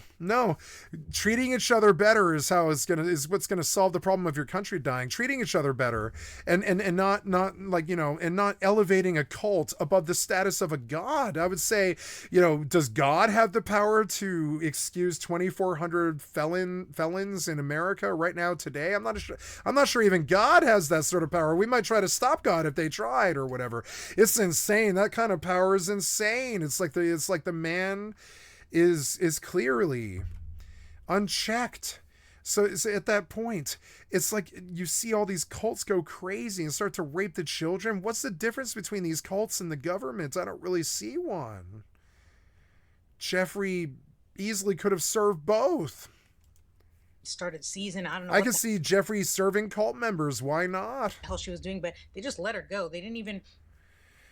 Who was in the black book? You know, like we need an amalgamation of names with a line of an explanation of who each name is and what they represent to our community, because that's not so good. Book her. Like, I feel like she totally played you guys, but whatever. And then Daryl. You'd be surprised how often the pigs and the feds, they will absolutely compel you to bear witness. And they don't give a living shit about your rights. And that's what they do to every last cult member. They indict their fucking ass. They force them to tell every last bit of the whole story. They cross-reference all those fucking stories. And they slam dunk any cult leader, full-blown for 100 years or longer, and sink you if you don't kill yourself in the compound. So what's the positive outcome here? The cult leader killing themselves in the compound after the Kool-Aid is drank? Like, what? I mean, I keep thinking, like, what's the draw? Is it the power that idiot cult leader has over the idiots for like 10 years or 20 years or sometimes, like, I don't know, a lifetime? In the case of fucking L. Ron Hubbard or whatever, it's just like, you know, it has a chokehold on your life for like a lifetime or whatever. And it's like, why would you sign your autonomy over to another human being? Why would the cult leader himself sign over his autonomy to have a bunch of slaves that he has to boss around all the time? What could you possibly get out of that except governmental problems? What could you get out of that? Maybe you get some mating and some money or whatever. Like, that's what happens to them. It's weird. But... and fucking freaks too that maybe wouldn't have done so well otherwise, most of them. And like, I just don't get it. What's the positive outcome there? You killing yourself at the end of it? You really think you're gonna fucking ride that Rolls Royce off into the fucking sunset? The pigs aren't gonna let you do that. I know you probably didn't listen to Coolio growing up like I did, but one of my favorite Coolio songs is called The Helicopter Lights. And it's a very wise song from the ghetto of LA, South Central, where he's talking about how in the hell do you think you can run when the helicopter lights are as bright as the sun? When the fucking cult of personality that is the FBI understands that your cult has been raping children and you're the guy who did it all, what's going to stop them from showing up and burning you alive in the compound? Nothing. And that's usually what happens. So... Why would you do this? I look for some kind of Are any of them ever successful? I think their communities find out. I guess Scientology graduated to like some kind of semblance of a real church after L. Ron's like death grip on its fucking like business like finally ended with his death or whatever, and then other weird crazy pederasts took over the crazy cult as usual, and now we're dealing with them in the Scientology church.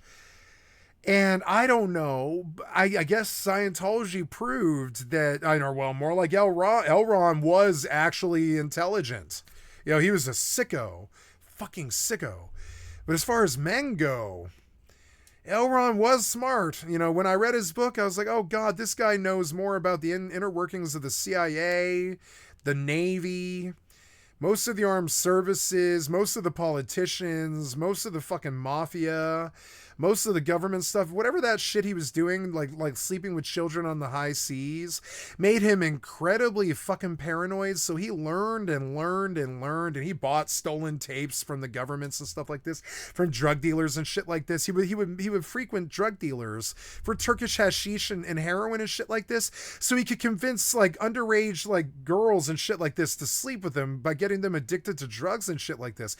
I know this because he brags about it in the books that he writes. You know, he brags about it. He full-blown talks about it in the books that he writes, about how he does stuff like kidnap Turkish he did stuff like kidnap a Turkish dancer girl, get her addicted to heroin, and then use her like a slave to get world politicians to sleep with her, and then use them to legitimize his church. I only know about that, not because I'm dreaming it up, but because it's a plot line in one of his fucking books. And the way he writes it, it doesn't sound like it's a fucking story. It sounds like it's the truth. You know? And I don't remember the name of the dancing girl in Battlefield Earth or whatever. What's her name? But like, I believe that to be L. Ron talking about how he abducted the 14-year-old girl from Turkey and lived on the high seas with her and used her like Jeffrey Epstein to sleep with American and fucking European politicians so he could blackmail them to get his church bankrolled and permitted. Because they knew he was building a cult. They always knew he was building a cult. They constantly heard about extractions of people running from him all the time. And where there's smoke, there's fire. The FBI got onto him. They knew that there was a cult. When South Park did a television series about them, there was no doubt anymore after that. Like, everybody knew they were a cult after that. And it was just insane. They couldn't escape the police anymore. And he died of old age or gout or whatever it is these weirdos, rich people die from or whatever. And it's just like, and left behind a pederast's broken life of fucking shitty child rape and crappy sci-fi novels in a fucking cult church. And that he plagued the world with. And I swear to God, in the books that he wrote, he's like, I'm going to play a joke on mankind, but I don't know what it is yet and shit like this. He has Sultan Grist say stuff like that. Sultan Grist is the nastiest, most fucked up villain that's ever existed in a story, I think. That's L. Ron Hubbard himself. Sultan Grist? Yeah. That's L. Ron Hubbard, the worst cult leader that ever fucking existed, because he graduated, his cult graduated and became mainstream and accepted by the government. That's like your full-blown, basically at that point, a foreign country living inside of America, you know? It is like that. Like the government can't come into your church. They can't tell you that you don't have to pay taxes. You don't have to tell them what you're doing at all. If your lawyers are pissed, that scares the government, because that means it might be a libel or slander or a fucking a fucking like a some kind of like what do they call it, like a fucking defamation case or something. They're terrified of defamation cases because that's cost them the government a lot of money. They're terrified of it. And so and so these people can operate completely impugned outside of, with a complete impunity outside of like governmental, like governance. And they'll do stuff like sail the high seas and fly planes like Jeffrey and shit like that, because they're raping children out there in BLM land where there's no cops, because the cops can't do anything out there. Like if you rape a child over the Atlantic Ocean like Jeffrey was between Europe and America. He was flying back and forth between Europe and America and California and Asia. And he was like raping little girls over international waters where there's no Interpol to catch him at that moment anyways. So then, you know, there's no court, there's no law, there's no judge, there's no police. The police are there, but they're not like they're there to witness you doing something on the Lolita Express. They're just there to bust you if somebody tells them to bust you if there's probable cause. They don't go flying through the skies looking for rich people in fucking jets who are with little girls. They don't like Bill Clinton. They don't or you know, Bill Gates. They don't go looking for that because rich people don't usually do bad things, not usually anyways. That would mean that they lose their money. You know, they'll have their corporations do terrible things like pollute rivers and stuff like this. That's terribly against the law, and they'll pay huge fines. But they themselves don't usually break the law that much, anyways. Maybe they'll do drugs or sleep with children or patronize hookers and shit like this. But they're not known for being criminals usually, because if you're known for being a criminal, the court will come and seize your money, and then what kind of rich person are you then? So yeah, they're very good at hiding if they are doing something, and usually they're not doing something because that means they might lose all their money. You know, the fastest way to lose money as a rich person is to break the law. They'll just come and take it. They'll take your money immediately. The government will just come take your money. That's what they do. So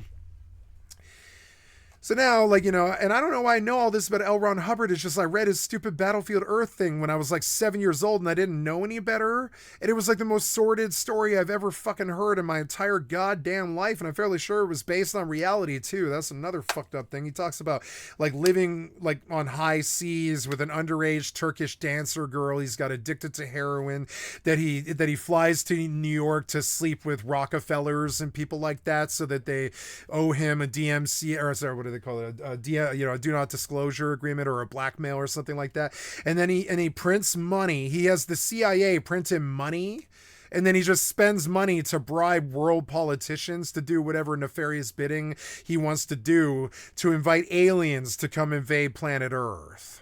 And that's the storyline to goddamn Battlefield Earth. One of his, like, it's his best work, but it is 10 books long. But it's also the one that nobody read. They made other movies like about that he did, but I mean, nobody ever read Battlefield Earth because it's so fucking long. It's 10 fucking books that are all the size of Lord of the Rings. I mean, they're so long, and it's this twisted, real life, modern day story of how an alien comes to America. And like from far across the universe and shit, across the existence, basically, many billions of planets away, travels light years for 150 years or something, and lands on planet Earth. It connects like a connection between some monarch that's living back on the alien planet, then Kling the Lofty, and all these and this is the storyline to the Scientology Church, by the way. It was a different name in the Scientology lie. It was Lord Featon or something. I forget the name of it. But yeah, like, you know, but this is the lie that he told his Scientology church cult idiots too. But the problem is, most of them are too dumb to read Battlefield Earth. Or they would understand that the story that he sold them that got them into Scientology was actually just him regurgitating a sci-fi story he wrote in the 80s, 30 years before he died. You know, most of these people, they came to him in the 90s. But remember, Battlefield Earth was written around 1984 to 89 or something like that. So yeah, and the Scientology Church had been around since the 50s. You know, it was like 30 years old at that fucking point. Some of them had kids that were now Scientologists at that point. But I mean, like, if any of those idiots in the fucking church had actually read Battlefield Earth, they would understand the idiot that they're following. And they never, ever would have had anything to do with him. He wrote a confessional, 10 books long. That's what pieces of shit cult member idiots like this do. They write manifestos and stupid shit like this. They don't always write manifestos, but they definitely leave behind a lot of evidence of all the crazy, crazy shit that they do. And so now it's like I know way too much about all these cults and stuff, because all the time I get worried that, like, in the same way that poverty is strickening our streets and causing a bunch of drug addicts to end up tranking out on the streets and stuff, I'm terrified the cults are going to take over in every small town and shit like that. all the time. You know, American Horror Story, they wrote a whole season about it called Cult, where a fucking cult moves into the small town. It uses the local news reporter and the local fucking crazy right-wing commentator and the local fucking, you know, the local fucking rich man to just take over the town, and then they spread to the next town and the next town. And this time next year, they've taken over the eastern seaboard, you know? And that's not too good because they all worship some child molester. All of these cult morons, from the Scientology on to this guy from the fucking church led by prophetess and pastor music with the Z or whatever, fucking idiot. Like, you know, like, I'm sorry, but there's no positive lining in the cult story. This is something that the cult leader himself needs to be fucking aware of. And on top of it, they often warn you 30 or 40 years before what happens, what's going to happen. If anybody in the church had two brain cells to rub together, they wouldn't have their children there, because all of these cult leaders warned them constantly for years and years and years. The end times are coming. We may have to fight the pigs. They may come down and God may frown on us for going against the norm, going against the normies, but they don't understand that, you know, that God told us to do this or whatever, and all this crazy shit. And I'm a prophet and he told me to say all this. And then they're like, you're a prophet? He's like, yeah, I'm a prophet. What? You challenge me? I will speak in tongues then. And he speaks in tongues and they fall for it because they're fucking idiots. If they had any brains at all, they would just listen to him when he says, the end is coming. The end is coming very soon. They're coming to take our guns. They're coming to take our church. They're going to tell us that we can't have children anymore. They're going to tell us that you can't worship me anymore and all this crazy shit. They're going to separate us. They're going to put me in jail. They're going to take your money that I stole from you and all this crazy shit. That's what he says to them while he's proselytizing to them and all this shit. And all that really is just him programming them further to just follow him into the fucking self-inflicted gunshot wound that is his future. It's so dumb. There's no positive side to any of it. Maybe some kids are born that don't die. That's about the only positive side of any of this that